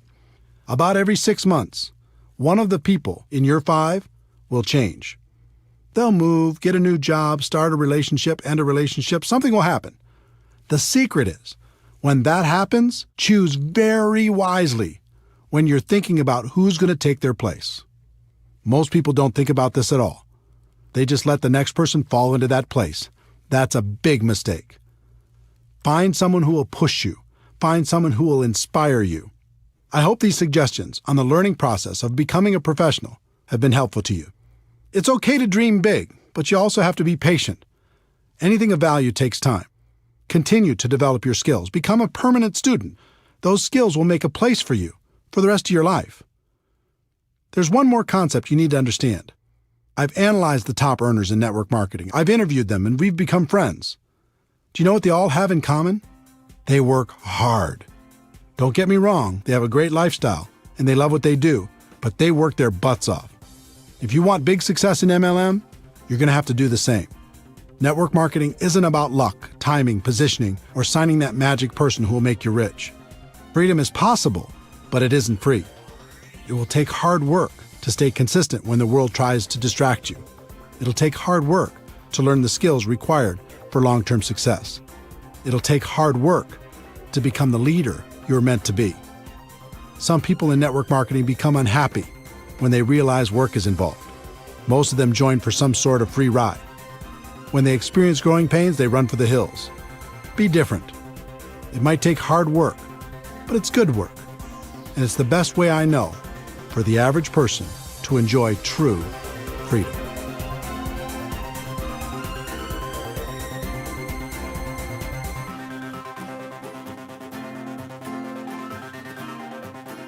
Chapter 12. It's all worth it. Network marketing can be challenging. It's an emotional experience. The ups and downs can be dramatic. But in the end, for so many reasons, it's all worth it. The career you'll create. If you decide to become a network marketing professional, you'll not only create an income for yourself, but you'll create a career. I think about this a lot. Consider the skills required to be a doctor, a lawyer, a big company CEO, or even a world-class musician. You're talking about a high level of skill and a fairly high level of income. Now consider the skills necessary to become a network marketing professional. They're tiny in comparison, and yet many network marketing professionals enjoy a higher level of income and most certainly a higher degree of freedom. If you look at any career, there's a barrier of entry, how hard it is to get in, and a long-term benefit, what you get if you do get in. For example, a doctor might have 12 years of school plus an internship. That takes intelligence some of us don't have, money some of us don't have, or even possibly contacts some of us don't have. At the end, they get to enjoy a long-term benefit, although many of them would say the benefit wasn't worth the investment. There's always a ratio between the barrier of entry and the long-term benefit. There's no question in my mind that of all the professions in the world, the profession of network marketing has the best ratio when you compare the low barrier of entry with the high long-term return. One of the best decisions in my life was making a career out of network marketing instead of just messing around. Becoming a professional made all the difference, and now it's great fun to spend a good portion of my time helping other people do the same thing. The freedom you'll enjoy. Freedom is an interesting word. When it comes to work, I think we understand the concept, but not the entire meaning. For me, freedom means having choices. It means living the life I want to live instead of the life other people want me to live. Do you remember the imagination you had as a child? Imagine your life without limits. You wake up when you're done sleeping. You're doing work that is fulfilling and makes you happy. You get to work with people you enjoy. You don't have to compromise all the time. You work when you feel like working, but you also play when you feel like playing. You get to spend tons of time with the people who are important to you. You're living a big life and not wasting away in a box. When you get a clear picture of what freedom is about, you'll find the price you need to pay to achieve it in network marketing is very low. Facing your fears and living a life that's free is easy. Spending the rest of your days living half a life is hard. The lives you'll touch. It's one thing to create freedom for yourself and your family. It's another thing altogether to help someone else do the same. There are so many people struggling in this world. You have the ability to help people see a bigger picture for themselves. You can give hope to the hopeless. You can encourage their dreams. You can provide them with the inspiration necessary to face and overcome their fears. One of my greatest joys is to appear in someone else's testimonial. It's great to hear that someone was lost, and in some small way, I was able to help them find their way. Network marketing allows you to do this on a big scale. Not only can you help one person, but you can help hundreds or even thousands to live a better life. And the exciting thing is, that's just the beginning. It's just like throwing a rock into a pond. When it hits the water, you see the ripples growing larger and larger until they hit every edge of the pond. In network marketing, sometimes you don't see all the ripples. You might be aware of the impact you had on one person's life, and maybe one or two more ripples, but they keep growing whether you see them or not. That's why I do what I do. It's why I wrote this book. I know people will be positively impacted, and that's a stone thrown in the water. But then they'll make a positive impact on others, and the ripples begin. And those people will do the same and over and over and over again. With network marketing, you really can make a difference. The people you'll meet. Network marketing has introduced me to the most amazing people. This profession gives you the chance to not only expand your group of friends, but also to be able to spend more time with them. You'll never find a more passionate group of entrepreneurs in any other profession. These people love life and spend their time lifting each other up. Here's an example of what that means to me and what it can mean for you. You can name virtually any state in the United States or any other country in the world, and a friend instantly pops into my mind. Network marketing has also introduced me to many of my heroes. I've been lucky enough to share the stage and become friends with great people, including Anthony Robbins, Brian Tracy, Dennis Waitley, the late Stephen Covey, Tom Peters, Les Brown, the late Og Mandino, David Bach, Robert Kiyosaki, Harvey Mackay, Art Williams, Ken Blanchard, Tom Rath, Daniel Pink, Mark Victor Hansen, Jack Canfield, Jeffrey Gitomer, Gary Vaynerchuk, Tom Hopkins, and many, many others. On top of all that, I've been able to learn from more million-dollar MLM learners than I could count. All of them have had a positive impact on my life and my career. This profession also helped introduce me to my amazing wife, Marina. I was in Moscow for a big MLM training event, and she was attending that event with her family. Because she could speak multiple languages, she was helping to translate backstage. I was smitten. Our first date was in Red Square at midnight after the event. With the snow softly falling around us, I'll never forget it. We've been together ever since. I'm not saying you'll find the love of your life in MLM, but I am saying you'll find friendships that will last a lifetime. The places you'll see. If you build a large and successful network marketing business, a few things will happen. First, you'll win some trips that will be trips of a lifetime. Second, you're going to need to support your organization as they expand into every territory or country where your company does business. And third, you're going to have enough money and time to go wherever you'd like. It's been said that your life can be measured by the number and intensity of your experiences. If that's true, I've already lived a very long life. I've been to every state in the United States with the exception of Alaska, and I'll remedy that soon. I've also been to about 40 countries around the world. I've gone diving at the Great Barrier Reef in Australia, toured the Hagia Sophia in Istanbul, visited the Twin Towers in Malaysia, boated around James Bond Island off the coast of Thailand, visited the tent cities in Nigeria, ridden the huge Ferris wheel in the port of Singapore, had a private tour of the White House, watched the sunrise on New Year's Day at the Grand Canyon, enjoyed a 30-course meal at the world-famous El Bulli in Spain, cruised through the canals of Amsterdam, ridden a hot air balloon over the Rocky Mountains, rented an entire cruise ship for 2,000 of my friends to sail to the Bahamas, had dinner under the stars at the top of the Hotel de Paris in Monaco, visited my heritage in Norway, sailed the Black Sea off the coast of the Ukraine, witnessed the amazing Sistine Chapel in Rome, golfed at St. Andrews in Scotland, watched a World Cup match in Ireland, and prayed at the Wailing Wall in Jerusalem. All of this and so much more was made possible because I embraced the great profession of network marketing. The same can happen for you. The causes you can contribute to. There are lots of worthy causes. You might want to give to your parents or someone else in your family, or to an organization that means something to you. In 2011, I asked Harvey Mackay, best-selling author, as well as a wildly successful businessman and community activist, for his secret to success.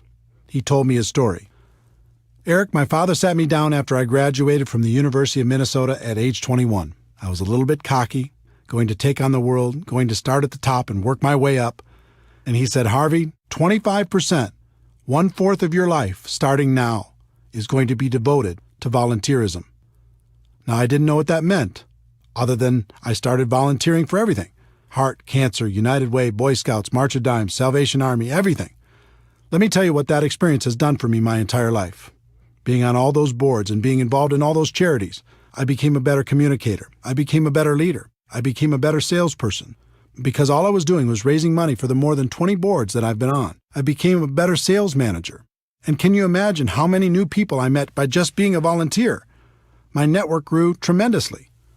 But the biggest thing that happened was my sense of being a citizen of the world. To know that you've helped another human being and to be able to see the results, it's an unbelievable feeling. I'm so thankful to my father because his advice changed my life. This interview changed my life because it impacted my thinking on contribution. I'd always thought that there was really only one way to help a worthy cause, and that was with your money. But after my conversation with Harvey, I realized that there was 3 ways to help. The first is with your money. Of course, you can write a check, and that's wonderful. Network marketing can allow you to write bigger checks than you could ever imagine before. The second is with your time. Like Harvey said, you can dedicate a portion of your life to causes that are important to you. He chose 25%. You could choose whatever you'd like, but I'd encourage you to choose. And by time, I don't mean just volunteering a few hours here and there at the shelter or something. I mean, give your time to creative thinking, raising awareness, and raising money. And the third is probably most important, and that is with your influence. Take the time you're going to spend on your cause and put all of your influence behind it. Inspire your organization to do something great with you. Encourage your company to get involved. Leverage your network to do great things. You are powerful, and more so because of your involvement in network marketing. Use that influence for good. It'll change your life for the better. The person you'll become in the process. Network marketing changed my life for the better because it forced me to become a better person. As a profession, we move products and services to the customers who want them, but our real purpose is much deeper. At its core, this profession is an incubator for personal growth. You'll learn how to face your fears. You'll learn how to solve problems. You'll learn how to feed your mind with positives and protect your mind from negatives. You'll learn how to grow stronger. You'll learn how to lead. When I first started out in this profession, I did almost everything out of fear. I was afraid I wouldn't succeed. I was afraid I was going to run out of prospects. I was afraid I was going to miss out on the opportunity. But over time, that fear went away. I decided to focus on myself and my skills instead of all the things I couldn't control, and then everything became clear. I learned the true secret of network marketing. The greatest benefit isn't getting what you want. The greatest benefit is what you'll need to become in order to get what you want. I learned what was always there and what has been passed down for ages. The journey is everything. Thank you for taking this journey with me. Let me conclude by sharing what I say at the end of every Network Marketing Pro video. Ladies and gentlemen, my wish for you is that you decide to become a network marketing professional, that you decide to go pro, because it is a stone cold fact that we have a better way. Now let's go tell the world.